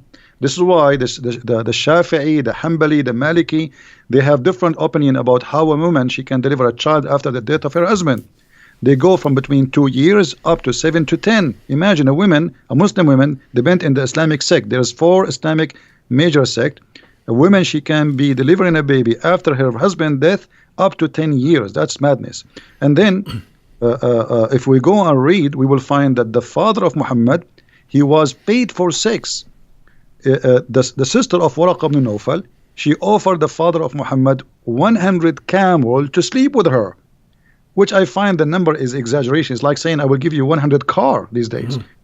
100 camel for the Arab at that time, this is like you will make you really rich. So he told her, I will go to the mother of Muhammad and I will come back to you, which means he agreed. When he came back, she said, I have no need for you no more because you slept with that woman. So here you notice, you understand from the Muslims books that Muhammad's father was a gigolo in the term of getting money for sex. And then the father of Muhammad and his grandfather, supposedly they marry the same women, and then they have sons and they have different ages, and Muhammad's father, he died supposedly 4 months or 3 months after the marriage, the wedding. So how Muhammad can be born 4 years after? Mostly, I believe, this is my belief from my study, that Waraq ibn Nawfal is the real father of Muhammad, not Abdullah. This is why I always find Muhammad is with Waraq ibn Nawfal. When Waraq ibn Nawfal, if you remember the hadith, it says when Waraq ibn Nawfal, he died, what Muhammad tried to do? He tried to jump from... okay, you're talking about the suicide attempt. Yeah. But this is when, after Waraqah, he died. Okay, why when Waraqah died, Muhammad, he became so desperate? What happened? Because he have a special relationship with him. When Muhammad was lost as a child, where they found him? With Waraqah. When Muhammad lost in the desert, where they found him? With Waraqah. Waraqah is everywhere in the life of Muhammad. So when Waraqah, he died, according to the hadith in Sahih al-Bukhari, and this is Sahih, they cannot say it's a lie, it says that the inspiration of Allah paused. Allah will not send Quran no more. And Muhammad became so sad, and he decided to jump from the top of the mountain, and he tried to do that many times. And each time he go to the top of the mountain, Jibreel, he appeared to him and he says, don't do it, for sure you are a prophet of Allah. So this is what is written in Sahih Bukhari, hadith number 6982. But why Waraqa is all over, and why Waraqa, even Waraqa is the one who told him what is the name of the angel who met him, right, when he squeezed him. Okay, how Waraqa he knew? I mean, he did not even see him. And why Khadija, she took him to Waraqa? So Waraqa is all over the life of Muhammad. There is two people, they made Muhammad a prophet: Khadija money and Waraqa. All right. This one's about Lot, and we'll probably take one or two more real quick after this. But this one is about Lot, and she says, "Can you explain how Lot became a prophet in Islam, and why did Muhammad think that Lot was a prophet?" And guys, if you don't know why this is important, in the Bible you have the story of Lot. Lot and Abraham separate. And Lot, after the fall of Sodom and Gomorrah, his daughters apparently think that they're the last people on earth, and so they want to start the human population up again. And so they know that their dad won't sleep with them, so they get him drunk, they sleep with him, and then come out of that relationship some of the enemies of the Jews, the Ammonites and the Moabites. But Muslims look at that and they say, look, you see what the Bible does? Look how it treats the prophets. It accuses a prophet of incest, where the Bible's just recording what happened, whether it's good or bad. But Christian Prince, any thoughts on that, or why Muslims think that Lot is a prophet, or how Muhammad came to that conclusion? Muhammad, as we said, he is just a person who he learned from people around him. And mostly is getting wrong information, and mostly I think the Jews, they were feeding him wrong information on purpose. I don't believe it was happening like this, because it's too much to believe that Muhammad was really. I mean, Muhammad, you see, he always look at the Jews as people of the book, because they knew, they are people who have knowledge. So he saw in them teachers, but the Jews, because he came to them claiming to be a prophet. Muhammad did not come to them just to live. He came to them after supposedly he ran away from Mecca. So now they knew that this guy, he claimed to be a prophet from supposedly Allah. So the Jews, they feeded him false information just to make fun of him. And Muhammad, he got the bait. Always Muhammad, he is a victim of the Jews. They did not harm him physically, but they did harm him mentally, and did harm his belief. They made fun of him. So about incest, well, the Quran speak that in chapter 5 verse number 27, if you go and read the interpretation, that the daughters of Adam, Allah, when he made the wife of Adam, Eve, have children. Each time she gave birth to a twin, a male and a female. And Adam, he married the male from this twin to the other female from the other twin. But what happened, that the two male, now they want to marry one sister. Why? Because one of them, she have a cross eyes, or she don't look good. So Allah told them, okay, make a sacrifice, and whatever sacrifice, the one I accept his sacrifice is the one who can take that female. So if the Muslims are against incest, then they should not accept that verse. Now, if we go in a different verse, and this is very important, if you go in the Quran, in chapter 25, verse number 52, let me remember. 54, yeah, 25, 54. It says, وَهُوَ الَّذِي خَلَقَ مِنَ الْمَاءِ بَشَرًا فَجَعَلَهُ نَسَبًا وَصِهْرًا.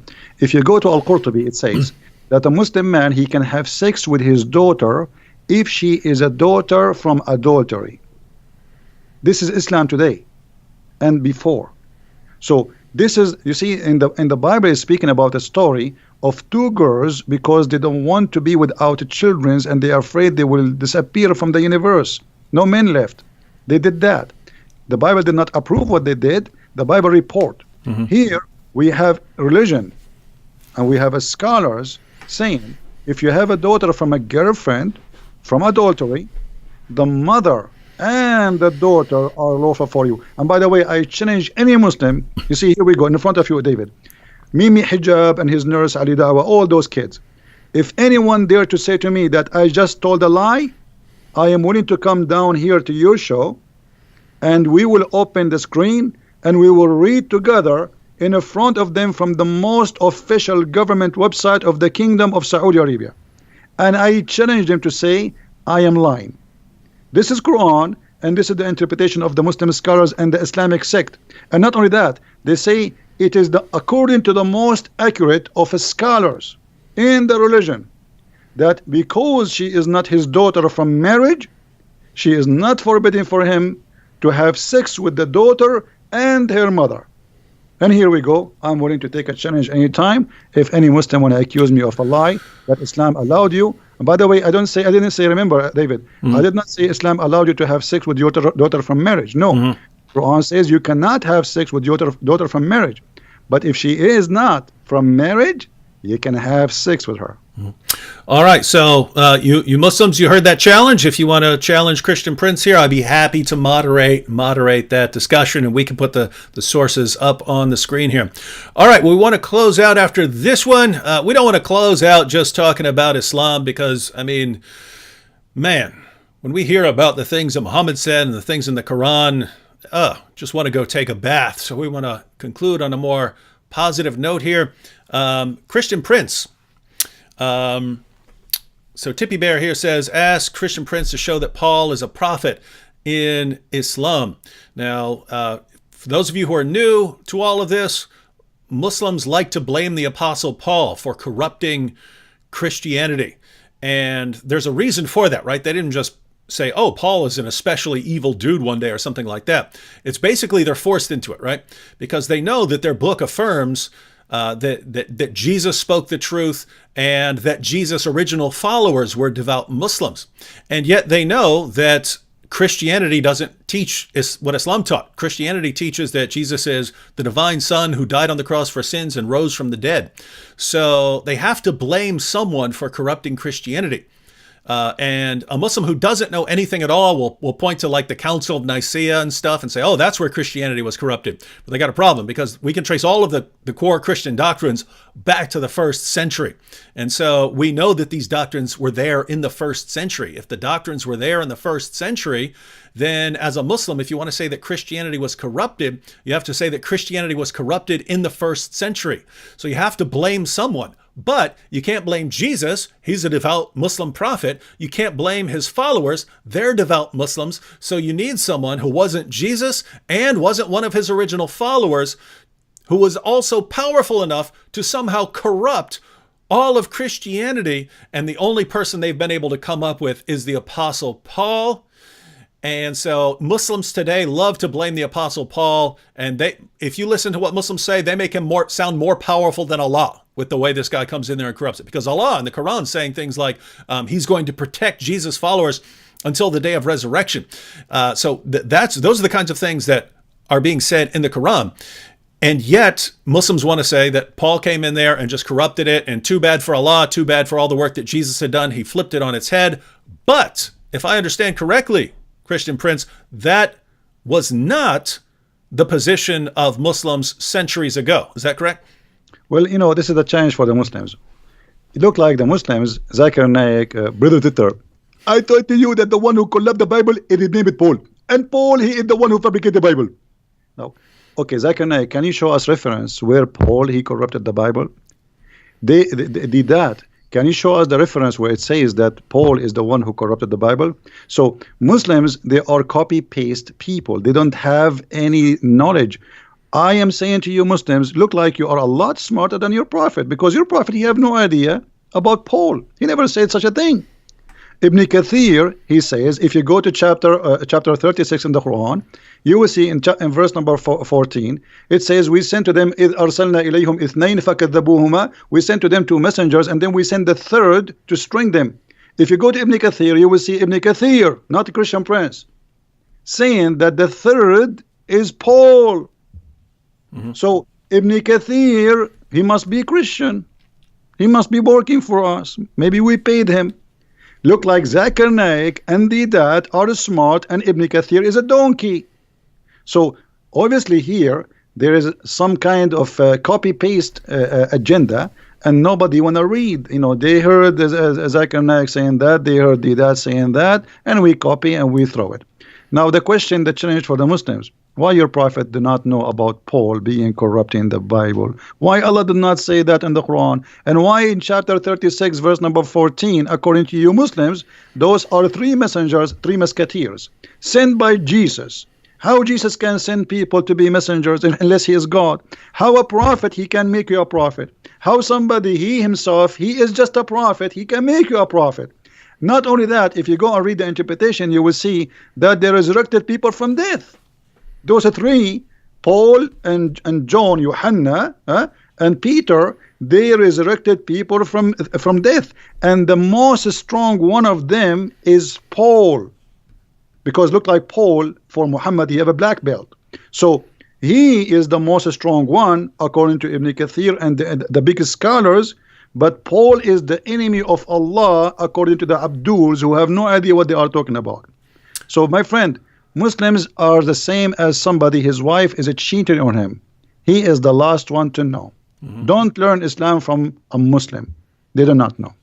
You don't speak the language, and even the one who speak the language, he lie in order to protect, as Mimi Hijabi did. Now, that is interesting that the earlier generation of Muslims, earlier generations of Muslims and Muslim commentators, it's almost like they had more respect for the Quran than Muslims today. Because, you know, if you look at what the Quran says, that Allah protected the true followers of Jesus until they became victorious over those who rejected Jesus. Well, the people who became victorious in Christianity were people who believed in the Apostle Paul. They believed in the Gospels that we have. They believed in the letters of Paul. So according to the Quran, those are the true followers of Jesus. Again, Allah said that he was going to protect the Christians, Jesus followers, until the day of resurrection. When your average Muslim believes that Paul immediately came in there and undid all the work that Jesus had done, and Allah couldn't stop him. And so it's just the earlier generations of Muslims wanted to say, no, Paul was someone who was sent by Jesus. They had to believe that, because otherwise they're accusing Paul of being more powerful than Allah, and they didn't want to do that. Muslims today, nope, they want to deify Paul. In other words, you've got Muhammad here, right? You've got Muhammad, and Muhammad is a slave of Allah. So there's Muhammad and then there's Allah. But then, according to Muslims today, the Apostle Paul came in there and he just overpowered Allah. So the Apostle Paul's more powerful than Allah, but Paul calls himself a mere bondservant of the Lord Jesus Christ. So, according to Muslims today, you've got Muhammad, but Allah is more powerful than him, but Paul's more powerful than Allah, and Paul is a mere bondservant of the Lord Jesus Christ. My Muslim friends, whom should you be listening to? Muhammad? Allah? No, of course you should be turning to the Lord Jesus Christ. All right, Christian Prince, we want to close out, but any last words you have for the Muslims who are watching? I feel sorry for them, and you are following a false god. You do not know where the sun set. You do not know how the day and the night they work. You do not know how the baby is made. You know nothing. I feel sorry for you. And thank you, David, for having me. I really appreciate you inviting me here. It was a pleasure to speak to you. This is the first time we have a conversation, and I was honored to be in your program, and thank you very much, and God bless you, and God bless your family, and we pray for them. Thank you.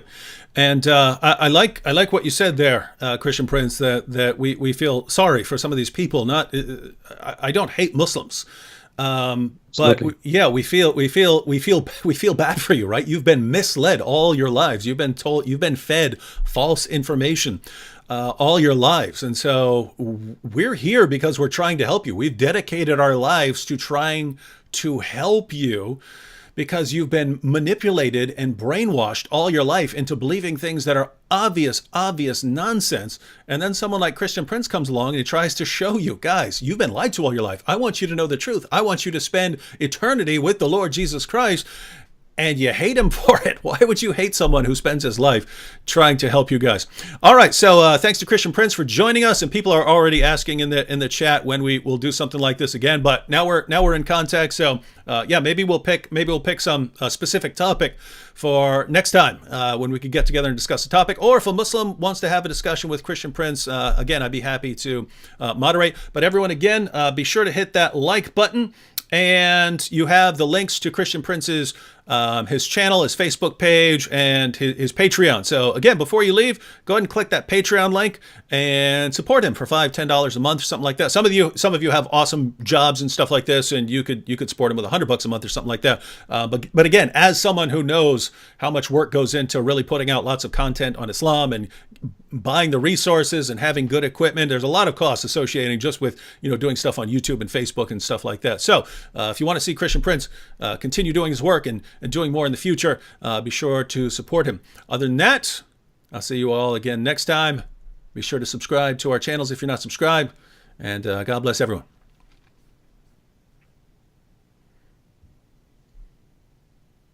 Thank you, David. Take care. Good night. Oh,